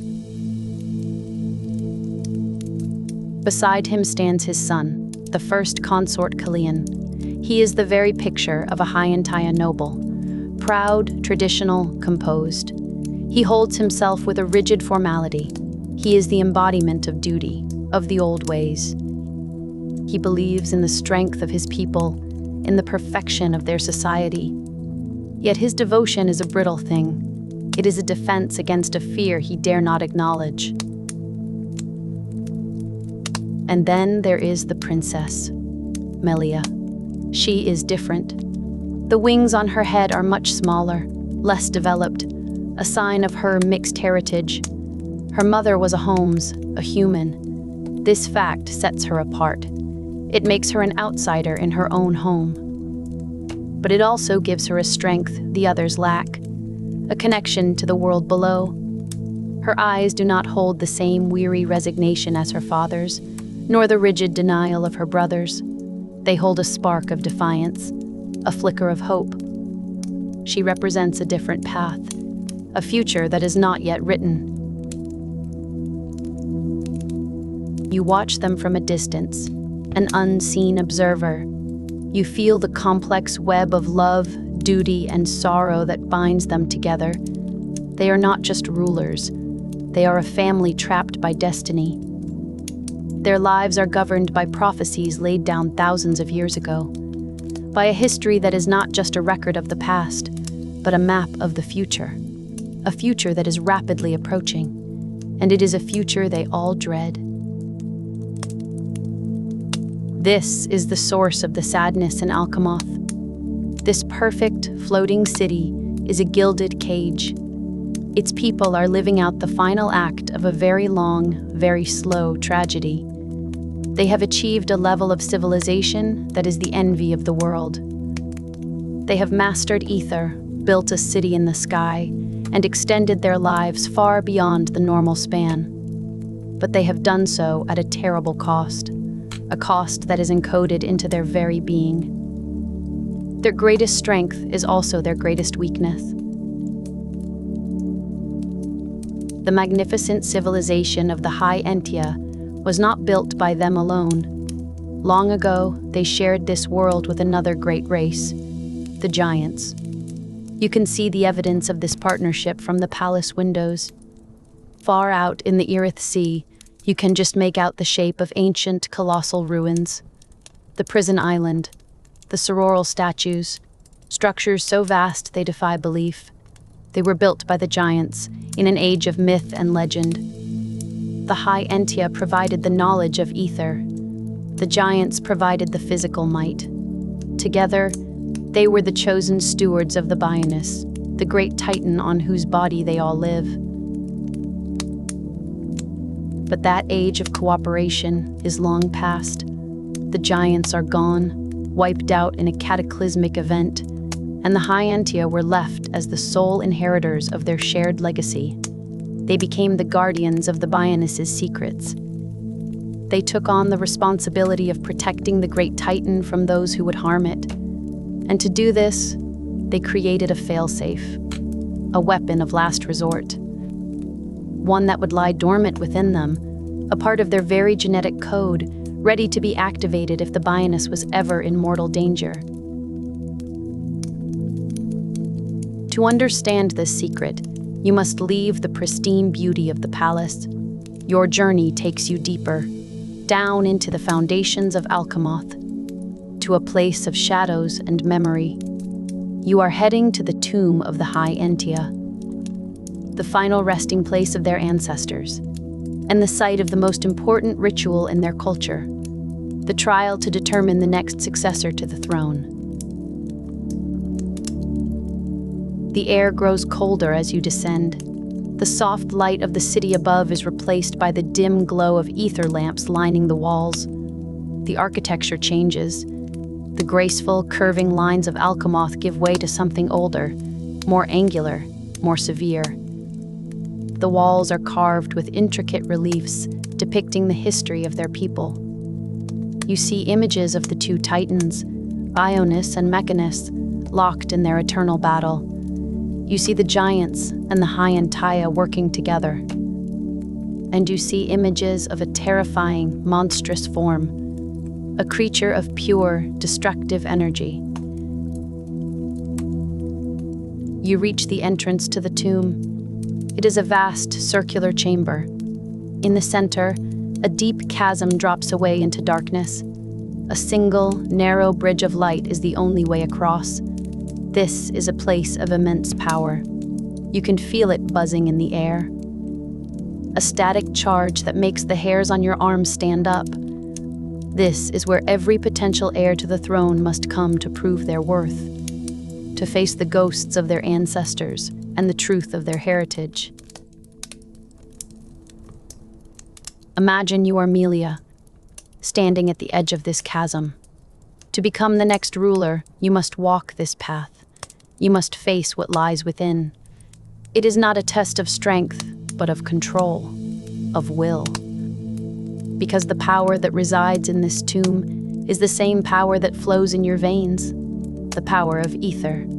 And the secret of the Hyantaya is that they are not just its masters, they are its living vessels. As you step onto the bridge, the air shimmers. The ghosts of past rulers appear, not as specters, but as beings of pure light. They do not speak, they test you. They hurl bolts of ether energy. They summon magical constructs. You must defend yourself. You must show that you can command the ether as they did, that you have the strength and precision to wield the power of your bloodline without being consumed by it. This is the first part of the trial. But the true test lies deeper within. The final chamber of the tomb. It is here that the full, terrible truth is revealed. The secret that Emperor Sirian carries with such sorrow. The reason for the melancholy that pervades Alcamoth. The Hyentia are a weapon, a biological failsafe created to protect the Bionis. When the great titan is threatened, when its lifeblood, the ether, begins to stir with violent intent, it triggers a transformation within the Hyentia. Their bodies, so elegant and refined, twist and warp. They become mindless beasts of pure ether, creatures of immense destructive power. They become Telethia. The monstrous forms you saw carved on the walls, that is their true nature, or rather, their potential nature. The elegant civilization, the art, the philosophy, the centuries of calm contemplation, it is all a beautiful mask. A carefully constructed identity to hold the monster at bay. Their entire culture is built around control, around suppressing the raw, chaotic power that slumbers within their DNA.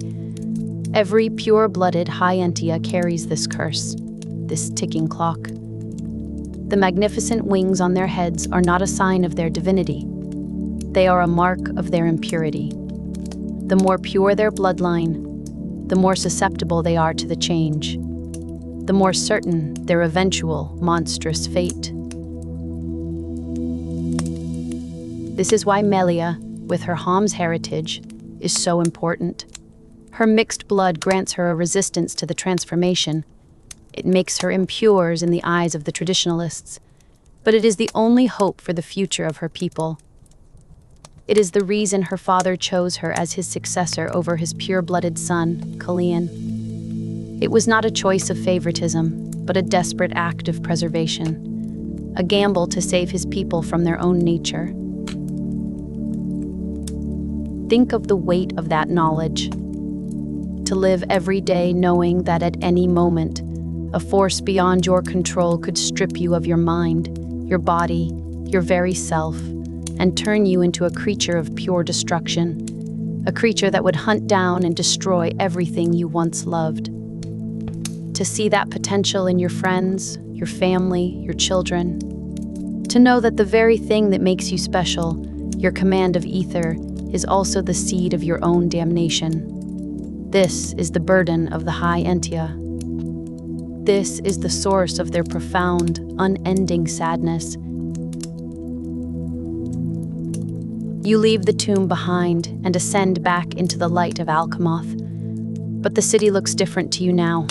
The beauty is still there. The graceful towers, the glowing ether falls, the serene faces of the people. But now you see the fragility of it all. You see the desperate effort it takes to maintain this perfect facade. The entire city is an act of supreme, collective willpower. A beautiful lie they tell themselves to keep the darkness at bay. You return to the Grand Plaza, to the Fountain of Hope. You watch the glowing liquid ether cycle endlessly. It is the source of their life, their power, their civilization, and it is also their poison. The very thing that will one day consume them. The irony is almost too much to bear. Their home is built from the instrument of their destruction. They float in a sea of it. They breathe it in every moment of their long, placid lives. They are like people living in a house made of gunpowder, calmly debating philosophy while a slow burning fuse makes its way towards them. The city feels quieter now. The silence is heavier. You notice the way the High Entia avoid looking at each other's wings for too long. The way conversations sometimes stop for a moment, for no apparent reason, as some unspoken thought passes between them. The polite smiles that don't quite reach their ancient eyes. It is a society holding its breath. And it has been holding its breath for a very, very long time. You think about their long lives. What a curse that must be, when you know how it is destined to end. To have centuries to contemplate your own monstrous transformation. To watch your loved ones grow old, knowing that the change might take them, or you. Every moment of peace, every beautiful sunset over the Aerith Sea must be tinged with this knowledge. Every achievement, every work of art created with the understanding that it is all temporary. That one day, the beast within will awaken and tear it all down. This explains their detachment, their serene removal from the petty squabbles of the world below. It is not arrogance. It is a defense mechanism, a way to cope with a fate so terrible it would drive any other race to madness. They have retreated into a state of calm resignation. They have accepted their role as the tragic, noble guardians of the Bionis, a people born to be a sacrifice, a living shield for the lesser races. You find a quiet balcony, one that overlooks the endless sea of ether below. The cool, gentle breeze of the upper atmosphere wraps around you. You can see the curvature of the Bionis' colossal back from here, the vast plains of the Gar Plain, the dark smudge of the Satorl Marsh. It all seems so distant, so small. From up here, you can understand how the High Entia see the world, as a beautiful, fleeting thing that they are destined to protect, but can never truly be a part of. And as the light begins to change, as the ambient glow of the Aerith Sea shifts from the soft white of day to the deep indigo of night, the city of Alcamoth transforms.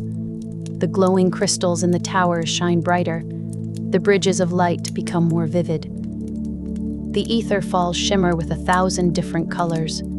The city at night is perhaps even more beautiful than it is during the day. It becomes a constellation of its own, floating in the endless dark.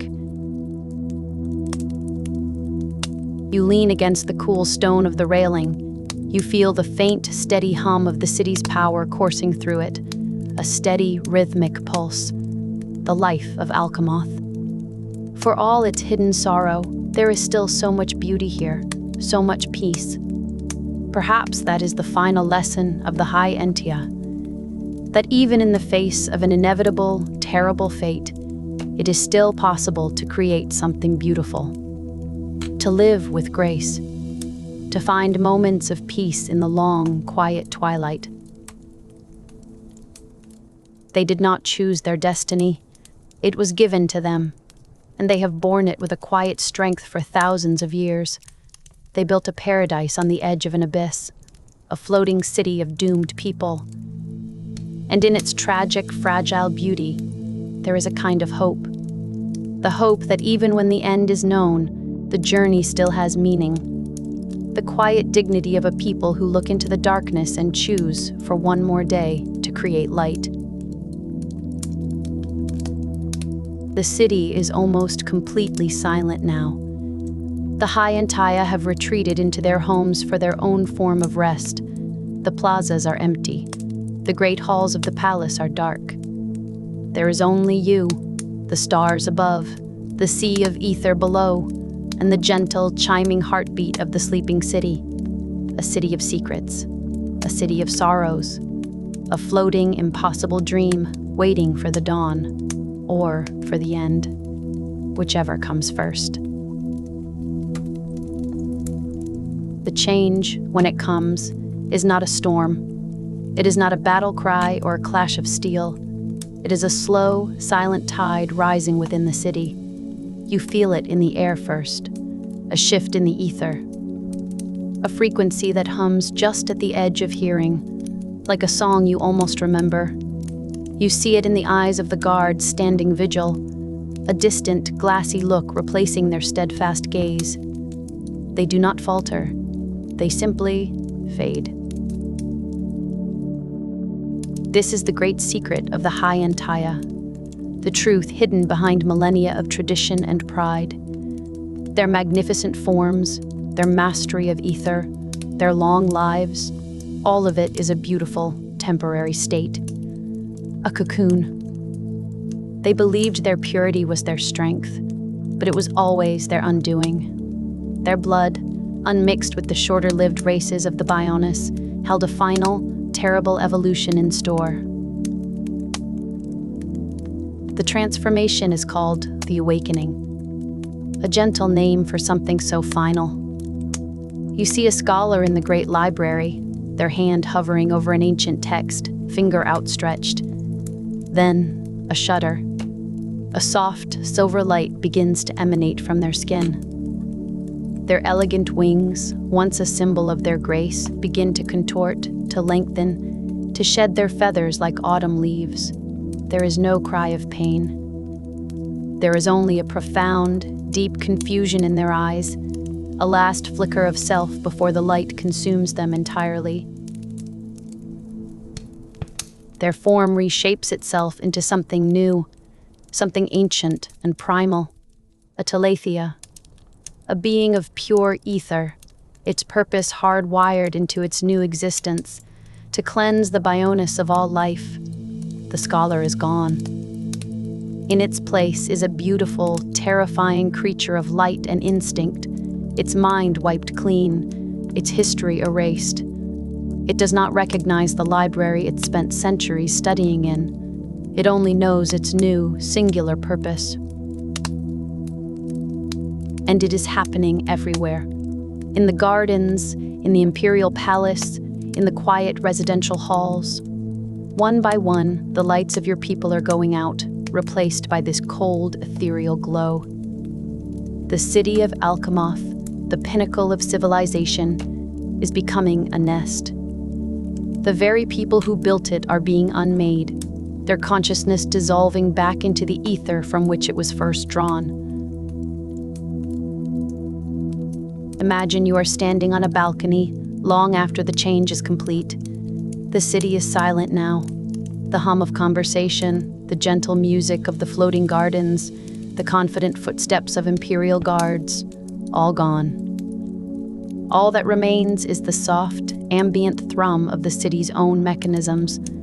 The fountains still cascade with shimmering water. The eternal lights of the palace still cast their gentle glow across the polished marble.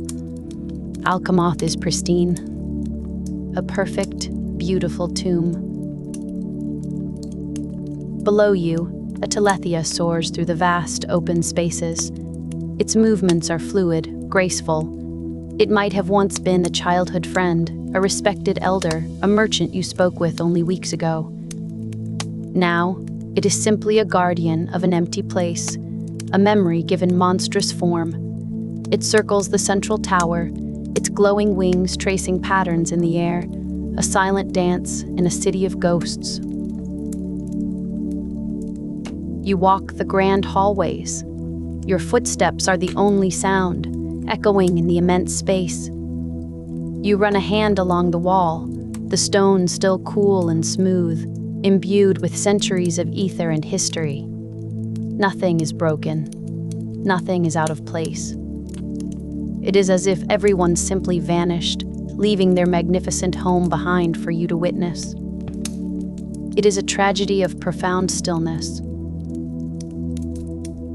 This wasn't an invasion that destroyed Alcamoth. It was a self-immolation, the final, terrible price of their isolationism and their pride. For generations, they had looked down upon the other races of the Bionis, unaware that the key to their salvation lay in the very people they disdained. Their doom was not written in the stars, but in their own blood. But not everyone was lost. A few remain. Those of mixed heritage, their bloodlines diluted just enough to spare them the horrific transformation. They are the survivors, the inheritors of this silent kingdom. You see one of them now, the Empress Melia.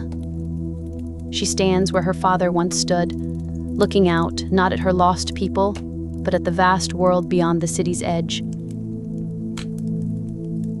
Her burden is immense, almost unthinkable. She is the last true royal of a vanished race. Every silent hall, every empty room, every beautiful, mindless telethia that soars past is a reminder of what she has lost. She is the keeper of their memory, the living embodiment of a civilization that has ceased to exist. It would be so easy for her to fall into despair, to let the silence of this place consume her. But she does not. In her eyes, you see not just the sorrow of the past, but the resolve for the future. Alcamoth may be a memory, but its legacy can live on through her. Through the handful of survivors, they can build something new. A world where different races do not fear each other, but support each other. A world where the mistakes of the past are remembered, not to inspire bitterness, but to guide them toward a better future. The city floats on, a monument of ethereal light in the endless sky. It is a sad place, yes. But as you watch the Empress, you realize it is also a place of hope. A reminder that even when an entire world is lost, a single person's courage can be enough to build a new one. The story of the Hyentia did not end with their transformation. It is simply waiting for a new chapter to be written. And so you stand there, on the edge of the floating city, the cool night air of the Erith Sea washing over you. The stars above are impossibly bright. The silence is no longer haunting. It is peaceful. It is the quiet of a blank page, waiting for a new story to begin. A story of survival, of remembrance, and of hope. And now you find yourself back in Alcamoth. But it is a different city. It is a place of profound silence. The gentle hum of ether technology has faded. The soft music that once drifted from every balcony is gone. All that remains is the whisper of the wind that sweeps across the Erith Sea, 1,000 meters below. You walk the grand causeways, and your footsteps are the only sound. They echo on the crystalline floors, a lonely percussion in a vast, empty concert hall. The air itself feels different. It is colder now. The ambient warmth generated by the city's core has died down, leaving the high-altitude chill to creep back in. You pull your collar a little closer. The great ether lamps that lined the boulevards flicker weakly. Some have gone out entirely, casting long, mournful shadows that dance like specters of the city's former inhabitants. The light is pale, a ghost of its former brilliance. You pass the serene pools and fountains. The water within them is still and dark, reflecting the sorrowful sky. No longer do they cascade with shimmering light. They are mirrors to an empty home. You look into one and see not the reflection of a bustling capital, but only your own solitary figure, a visitor in a museum of loss. It is a deeply melancholic sight. A city built to defy gravity now feels weighed down by grief. This was not a destruction of fire and sword. It was a transformation, a corruption from within. The Hyentia are not gone. They were twisted into something else, into the very beasts they once feared. Their own biology, a secret failsafe left by a selfish god, became their undoing. Every empty plaza, every silent chamber, seems to hold the final moments of that change. A city of people turned into monsters, their consciousness lost to a ravenous instinct. You wander towards the audience chamber. The great doors are ajar, creaking softly in the breeze. Inside, the throne sits empty. You can almost feel the weight of history here. The countless decrees, the royal audiences, the quiet conversations that decided the fate of a people. Now, dust motes dance in the slivers of light that pierce the gloom. The room is no longer a center of power. It is a tomb for an entire system of belief. A testament to the idea that no dynasty, no matter how ancient or powerful, is eternal. It is a chilling thought that their supposed purity, their half-home's bloodline, was the very thing that damned them. Those with mixed heritage, once perhaps looked down upon, were the only ones spared. There is a terrible irony in that. The very thing that made them proud, their direct lineage, was a poison waiting in their veins, a genetic time bomb that finally went off. Alcamoth stands as a monument to this tragic paradox. You find a high balcony, one overlooking the vast expanse of the Aerith Sea. You lean against the cold, smooth railing. The view is still breathtaking. The shimmering waters, the floating islands of coral and light, the impossible shape of the Bionis curving away into the distance. The world's beauty is indifferent to the sorrows of its people. It continues its slow, majestic dance. The sun still sets, painting the clouds in hues of orange and purple, just as it did when this city was alive with hope. This is the fate of Alcamoth. Not to fall from the sky in a blaze of glory, but to become a ghost ship, a silent, floating memorial adrift in the clouds. It serves as a reminder that progress and pride can be a fragile shield against the ancient forces of the world. For the survivors, like the Empress Melia, it is a home they can see but never truly return to, a constant, hovering reminder of all that was lost. Their task is not to reclaim a city of stone, but to rebuild a future for a people scattered to the winds. As twilight settles over the Bionis, the last of Alcamoth's lights give a final, weary flicker and die. The city is plunged into shadow, its elegant spires becoming mere silhouettes against the star-dusted sky. It is a quiet end to a brilliant chapter. But its story, whispered on the winds of the Aerith Sea, will never be forgotten. It is a lesson written in light and stone, a tale of beauty, tragedy, and the enduring quiet that follows the storm. Let us leave the high, silent halls of Alcamoth. Let the silver light and the cool, sterile stone fade from your mind. Our journey is not over, but its character is about to change. We are descending now. Down from the rarefied air of the heavens, back towards the rich, damp soil of the living world, back to the heart of the Bionis. You are standing at a threshold. Behind you lies the vibrant, sun-drenched chaos of Machna Forest. Its canopy is a riot of green and gold, alive with the sounds of 1,000 different creatures. But before you is something else entirely. A curtain of thick, heavy vines hangs across a stone archway, and from that opening seeps a different kind of air. It is cooler, heavier. It smells of wet earth, of decaying leaves, and of ancient, patient water. This is the entrance to Satorl Marsh. It is a place of transition, a place between places. You push aside a heavy, damp vine, its surface slick and cool beneath your palm. You step through. The light changes immediately. The brilliant, direct sun of the forest is replaced by a diffuse, green-tinted gloom. Giant, gnarled trees, far older and more stoic than those in Machna, form a canopy so dense it feels like a cathedral roof.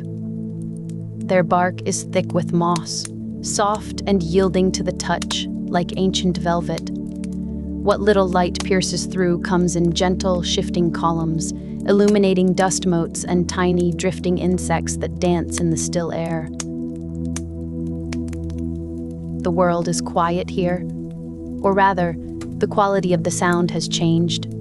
The boisterous calls of birds and apes have vanished. In their place is a subtle chorus, the slow, rhythmic croak of unseen amphibians, the gentle buzz of dragonflies with wings like stained glass, and beneath it all, the soft, constant whisper of water, seeping and trickling and pooling. You take a few steps forward onto a stone path, worn smooth by the passage of countless years. The air is thick enough to taste, a rich, loamy flavor of life and decay, two concepts that are not opposites here, but partners in an endless, gentle cycle. This is Satorl Marsh by day. It is a place of deep shadows and quiet contemplation. It is beautiful in a somber, melancholy way. Its colors are muted browns and deep greens. Its mood is one of sleep, of waiting. It is a world holding its breath. The true magic of this place has not yet revealed itself. For that, you must be patient. For that, you must wait for the sun to fall. You find a dry spot on a fallen log, the wood so ancient it has become as smooth and gray as stone. You sit and you watch. You let the slow rhythm of the marsh seep into you. There is no hurry here. Time itself seems to move differently. Each minute stretches, soft and elastic, filled not with events, but with atmosphere. You watch a lizard, the color of moss, sun itself on a warm rock, its throat pulsing slowly. You see a great, horned beetle trundle across the path, a tiny, armored knight on a solemn quest. Hours pass like minutes. The columns of light that pierce the canopy begin to lengthen. They turn from silver green to a soft, hazy gold. The air grows cooler still. A gentle mist begins to rise from the dark, still water that pools on either side of the path, swirling around the bases of the ancient trees like smoke. The croaking of the frogs becomes a little louder, a little more insistent. They know what is coming. You can feel a change in the very pressure of the air. It is a feeling of imminence, a sense that the world is on the cusp of transformation. The last of the sun's rays catch the very highest leaves of the canopy, turning them a brilliant, fiery orange for just a moment. And then, they are gone. Twilight descends. Not the clear, open twilight of a city or a plain, but a deep, swift pooling darkness that seems to rise from the ground itself. The shadows merge. The details of the path, the trees, the water, they all soften and blur.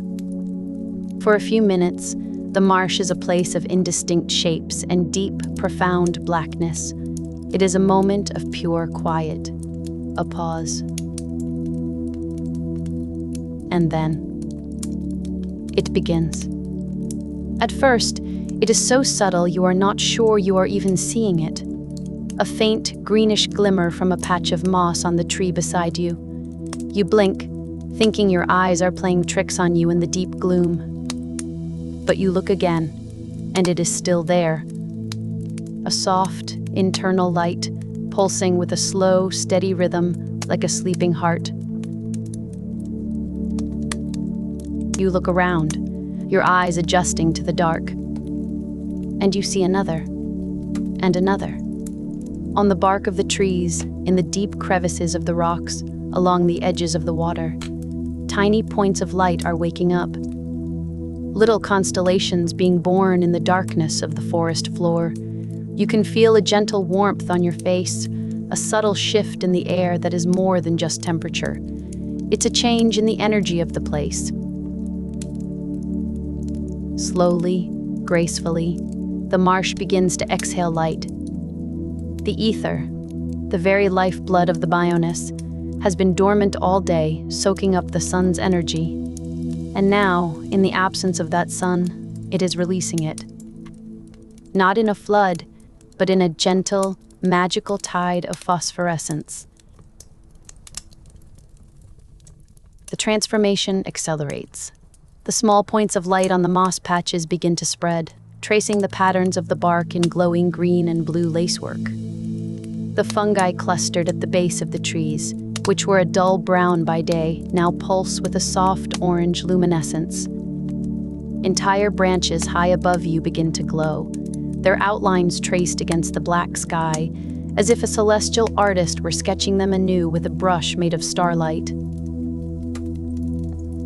You stand up from the log, your breath caught in your throat. The world you were in just an hour ago is gone. It has been replaced by an impossible, secret garden of light. The very air seems to shimmer with a faint blue mist, thick with raw ether. You can feel it on your skin, a faint, pleasant tingling, like the static from a woolen jumper on a dry day, but softer, more organic. This is the secret of Satorl Marsh. This is what it was waiting for, a world reborn in darkness. You begin to walk.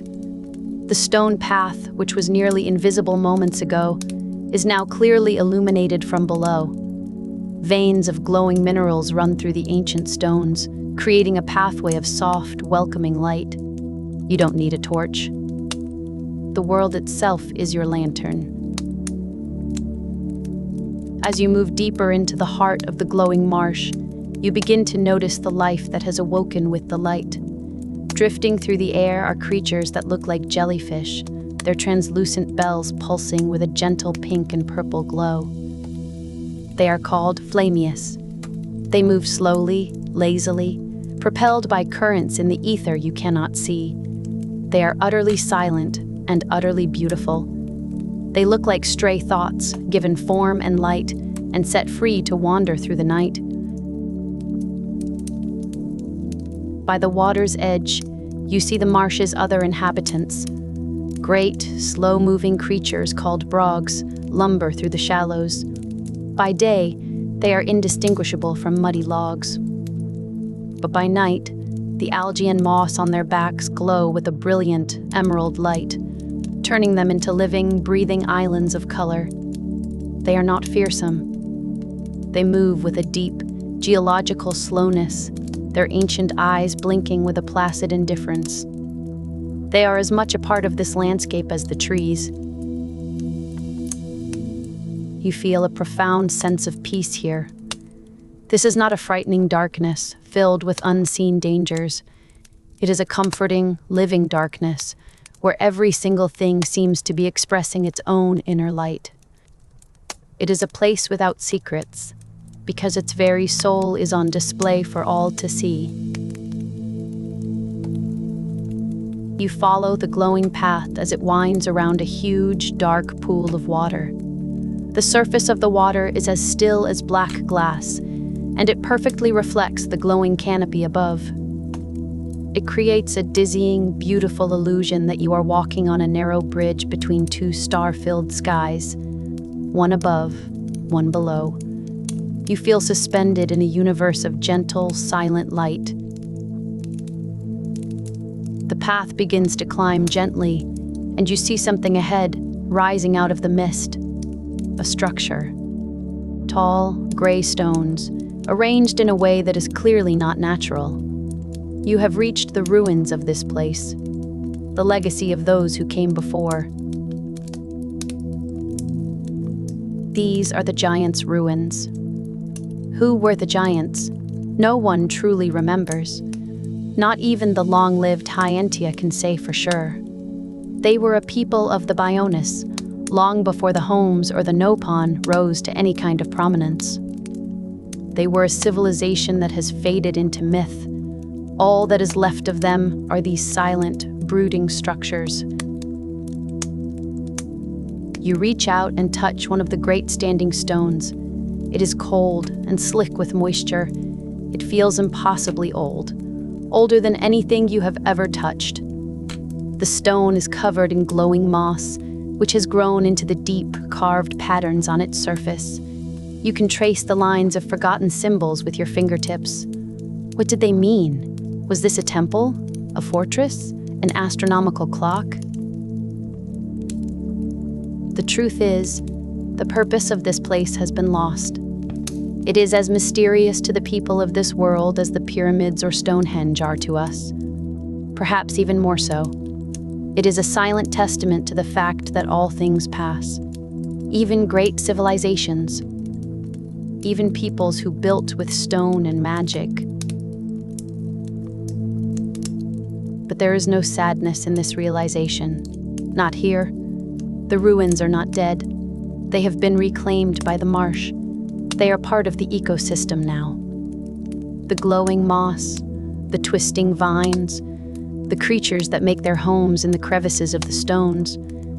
They have all given this place a new life. It is no longer just a monument to a dead past, but a living part of a vibrant present. A quiet collaboration between nature and forgotten history.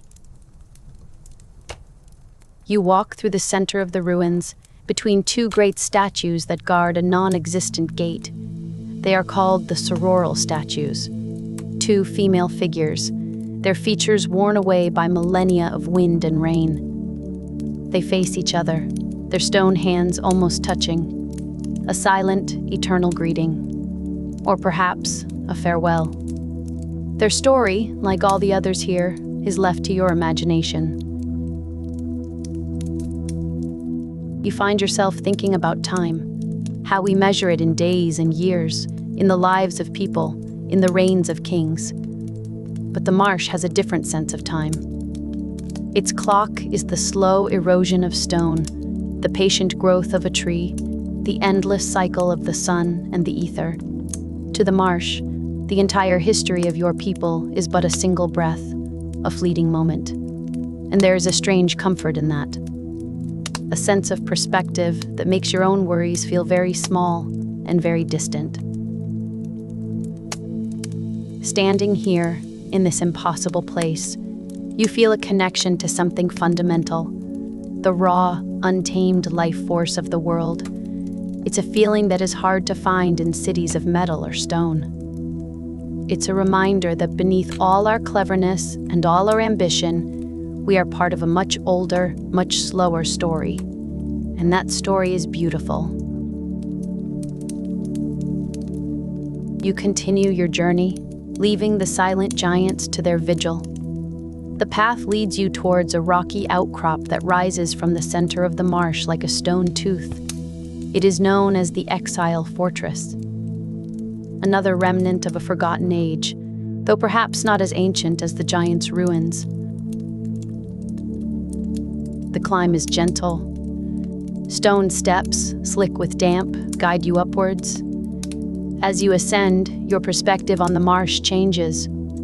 You are no longer within the glowing forest, but above it. You can see the canopy stretching out below you like a vast, luminous sea. The individual glowing trees merge into a single, breathtaking tapestry of light. It is a sight of almost overwhelming beauty. You reach the top. It is a flat, windswept plateau open to the night sky. And what a sky it is. With no competing light from cities, the stars are impossibly bright. The Milky Way is a thick, shimmering band of diamond dust, arcing from one horizon to the other. But even this celestial spectacle has to compete with the world below. From this vantage point, you can finally understand the true nature of this place. The ether is not just in the plants, it is the air itself. You can see it, a visible, shimmering haze that hangs over the entire marsh. It flows in slow, majestic currents, swirling in eddies around the ancient trees, pooling in the low-lying areas. It is the breath of the Bionis made visible. This is the peak of the experience, the moment of pure, unadulterated wonder. You are standing on a small island of stone, surrounded on all sides by a living, breathing ocean of light. The gentle, pulsing glow of the forest floor, the lazy drift of the Flamius, the shimmering haze of ether in the air, the brilliant, silent stars above, it all combines into a single, perfect symphony of light and peace. You sit down on the cold stone near the edge of the plateau. The wind is a little stronger up here, a cool, clean breeze that carries the scent of wet leaves and rich soil. It whispers past your ears, the only sound apart from the distant, rhythmic chorus of the marsh's inhabitants. And here, in this perfect stillness, you can reflect. Satorl Marsh is a place of duality. By day, it is dark, gloomy, and seemingly lifeless, a place of decay and shadow. But by night, it is the most vibrant, most beautiful place imaginable. A world of light and life. It is not one nor the other. It is both.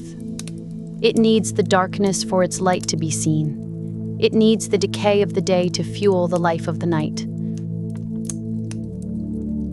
It's a gentle lesson, a reminder that beauty can be found in the most unexpected places, that sometimes you have to pass through the darkness to see the light, that things are not always what they seem on the surface. The marsh doesn't shout this lesson. It doesn't preach. It simply is. It presents its truth quietly and allows you to understand it in your own time. This place is also a perfect illustration of the ether. In most parts of the world, ether is an invisible force. People use it to power their machines, their arts. They know it exists, the way we know that radio waves or magnetic fields exist. But they cannot see it. It is an abstract concept. But here, in Satorl, it is not abstract at all. It is tangible. It is visible. It is the very fabric of the world. It is a reminder that the world is filled with magic, even if we cannot always see it. This entire world, the Bionis, is the body of a dead god. It is a world born from a cataclysmic struggle. And yet, in its heart, there is this, a place of profound, unshakable peace. A place where the cycles of life and death play out not as a violent conflict, but as a gentle, harmonious dance. It feels like the soul of the Bionis, still dreaming in the dark. You spend a long time on that plateau. You don't keep track of the hours. There is no need. You simply watch the slow, gentle currents of light below. You watch the stars move across the sky. You feel the cool stone beneath you and the soft wind on your face. You are not thinking about the past or the future. You are just here, fully present in this magical moment. But nothing lasts forever, not even a night in Satorl Marsh. As you watch, you notice a subtle change on the eastern horizon. A faint, gray line is appearing, a line that separates the star-dusted sky from the deep blackness of the world beyond the Bionis. Dawn is coming. It is time to descend. You get to your feet, feeling a little stiff from the cold stone. You take one last, long look at the glowing world below you. You try to commit it to memory, the colors, the patterns, the feeling of utter serenity. Then, you turn and begin to make your way back down the stone steps. The pace is slower now, more contemplative. As you descend back into the canopy, you can feel the magic beginning to recede. The gray light on the horizon is growing, turning into a soft, pearlescent white. And as this new, external light filters down through the leaves, the internal light of the marsh begins to fade. The process is the reverse of the one you witnessed at sunset. It is just as gradual, just as graceful. The brilliant blues and greens soften. The pulsing glow of the fungi becomes weaker, flatter. The flamies, the beautiful, drifting jellyfish of the air, seem to dissolve into the growing light, like dreams at waking. You walk along the stone path, which is now just a path of gray stone once more. The glowing veins within it have gone to sleep. On either side of you, the world is slowly returning to its daytime form. A tree that was a pillar of emerald light a few moments ago is now just a gnarled, moss-covered trunk. A pool that was a mirror for the stars is now just a patch of dark, still water.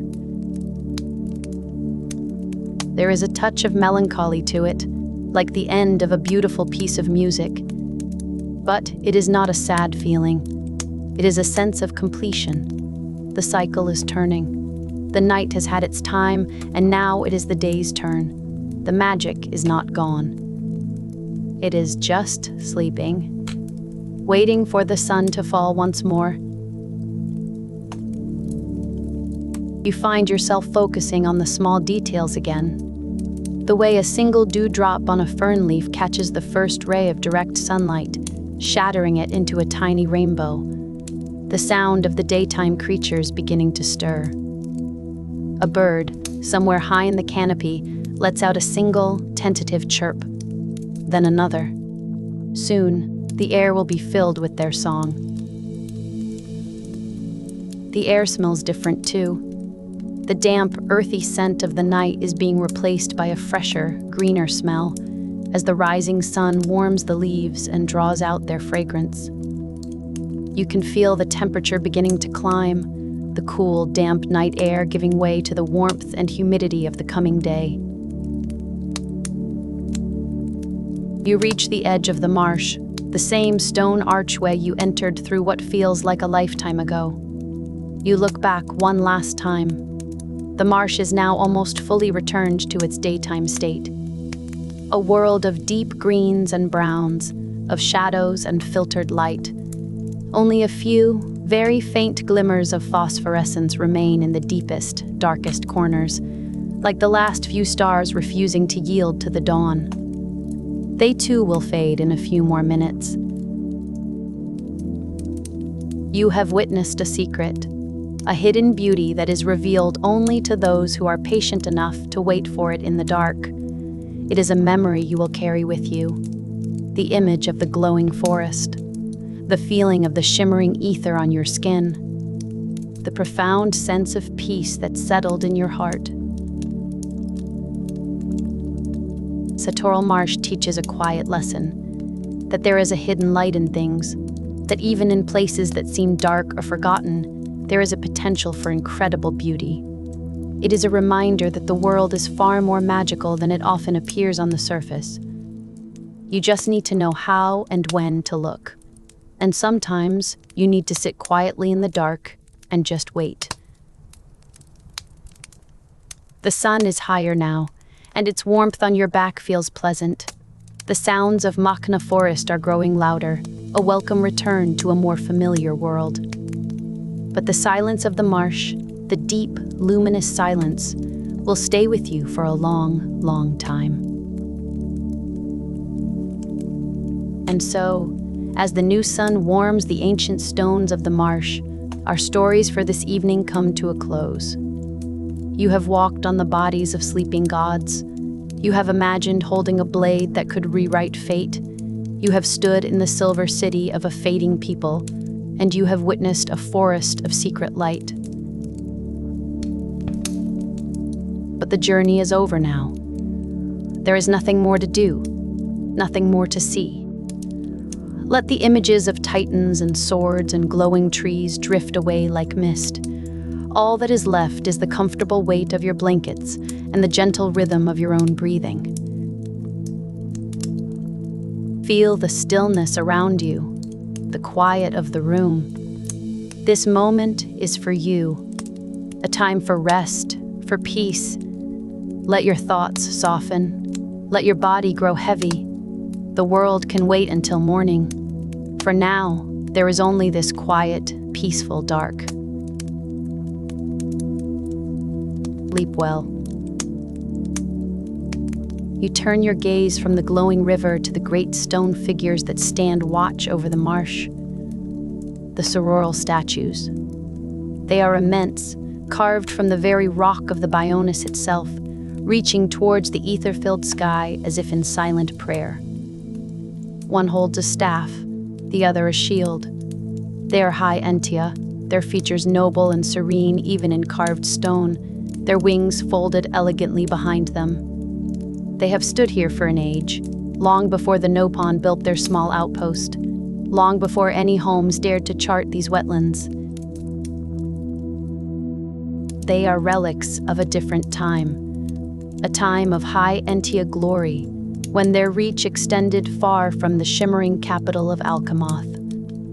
You can imagine the artisans, hundreds, perhaps thousands of years ago, chipping away at the stone, their lives dedicated to honoring these two figures. Sisters, legends say, guardians of this sacred place. They are not menacing. Despite their size, they radiate a profound sense of peace, a quiet strength that seems to seep into the very air around them. You walk closer, reaching out a hand to touch the base of the nearest statue. The stone is cool and smooth, worn by countless seasons of rain and wind. A fine layer of glowing moss has traced the lines of the carving, so that the statue itself seems to possess a soft, internal light. It feels less like an object and more like a sleeping giant, its heart beating with a slow geological rhythm that you can almost feel through the palm of your hand. This place is a bridge between worlds, and the High Entaya knew it. Not just between the lower and upper body of the Bionis, but between the past and the present. You can see evidence of this nearby, a small collection of tents and temporary structures, glowing with a more manufactured, but no less gentle, light. The High Entia refugee camp. It is a place born of sorrow, but it does not feel that way now, in the quiet of the Satorl night. Here, a people far from their ancestral home have found a temporary sanctuary. You can hear the low murmur of voices, a story being told to a child, the soft clink of a tool being mended. There is a resilience here, a quiet dignity. They have chosen this ancient, sacred place to wait, to hope. The light from their lamps mingles with the natural phosphorescence of the marsh, creating a space that feels both safe and magical, a tiny island of warmth in the vast, sleeping wilderness. You move on, drawn deeper into the marsh's embrace. You find yourself standing before the crown tree. It is a colossal organism, its trunk wider than a small house, its branches reaching up so high they seem to scratch the belly of the glowing sky. Its bark is gnarled and ancient, covered in intricate patterns of moss that swirl like constellations. You feel impossibly small in its presence, a fleeting visitor before something that has witnessed millennia. How many seasons has this tree seen? How many cycles of day and night, of bright sun and ether glow? It stands as a silent historian of the marsh. Its rings must tell a story more complex and profound than any book. It has seen empires rise and fall on the lands far below and high above. It has sheltered countless generations of creatures in its boughs and under its roots. To rest a hand on its bark is to feel a connection to that deep, slow, and unending passage of time. Not far from the tree, you discover a perfect circle of dark stones, half buried in the soft earth. Zokrim's ring. There is no sign to explain what it is or who Zokrim was. Was it a place of ceremony? An altar for offerings to the Bionis? Or perhaps a celestial calendar, its stones aligned to stars that no longer hang in the sky? The mystery is part of its charm. It doesn't ask to be solved. It simply asks to be witnessed, to be wondered at. You stand in its center and feel a strange focusing of the marsh's energy, as if you are on a stage for an audience of ancient spirits. The air stirs, and you become aware of the other lives sharing this night with you. Gentle creatures called Flamius drift through the air like living lanterns, their soft, warm light pulsing rhythmically. They are curious. One floats closer to you, its large, dark eyes regarding you with a calm intelligence before it continues on its silent patrol. They are the marsh's wandering stars, adding their own soft light to the grand nocturnal display. In the distance, you hear a heavy, rhythmic footstep, a gogol. By day, these enormous, ape-like beasts can be territorial, but here, at night, they seem different, calmer.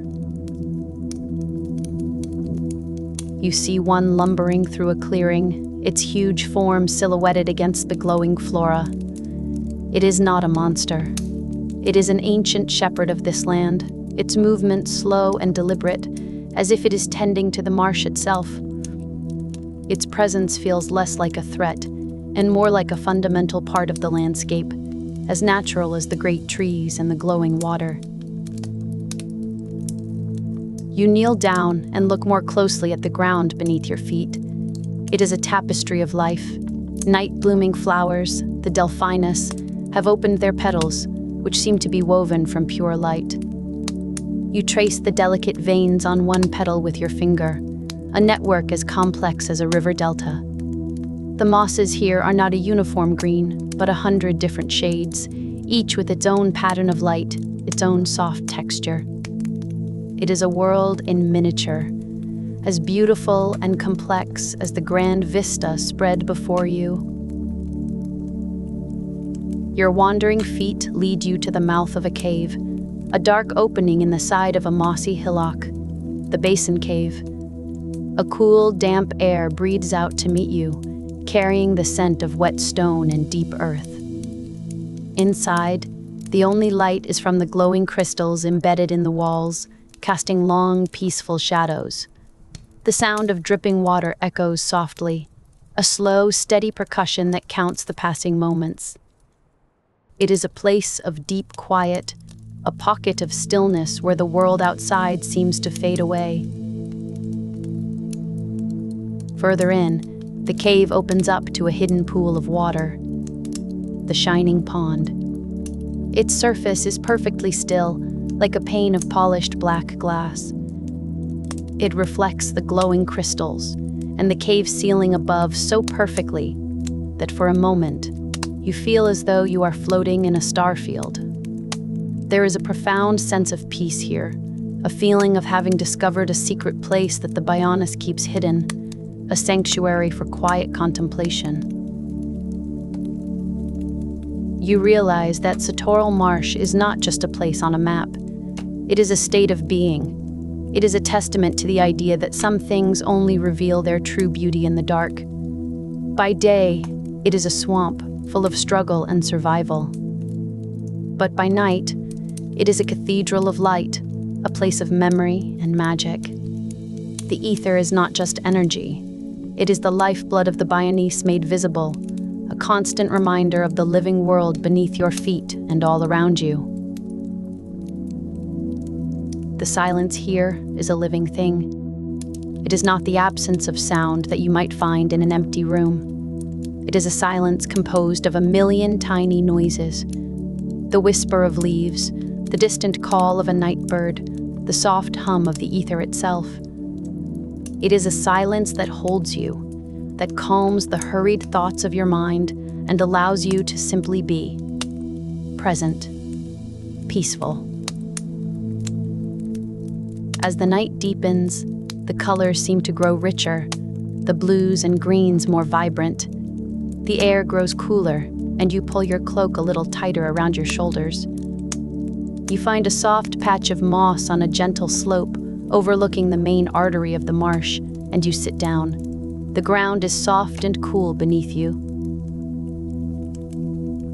From here, you can see it all. The silent watch of the sororal statues, the gentle lights of the refugee camp, the slow dance of the flamais, the river of light that flows across the landscape and through the sky.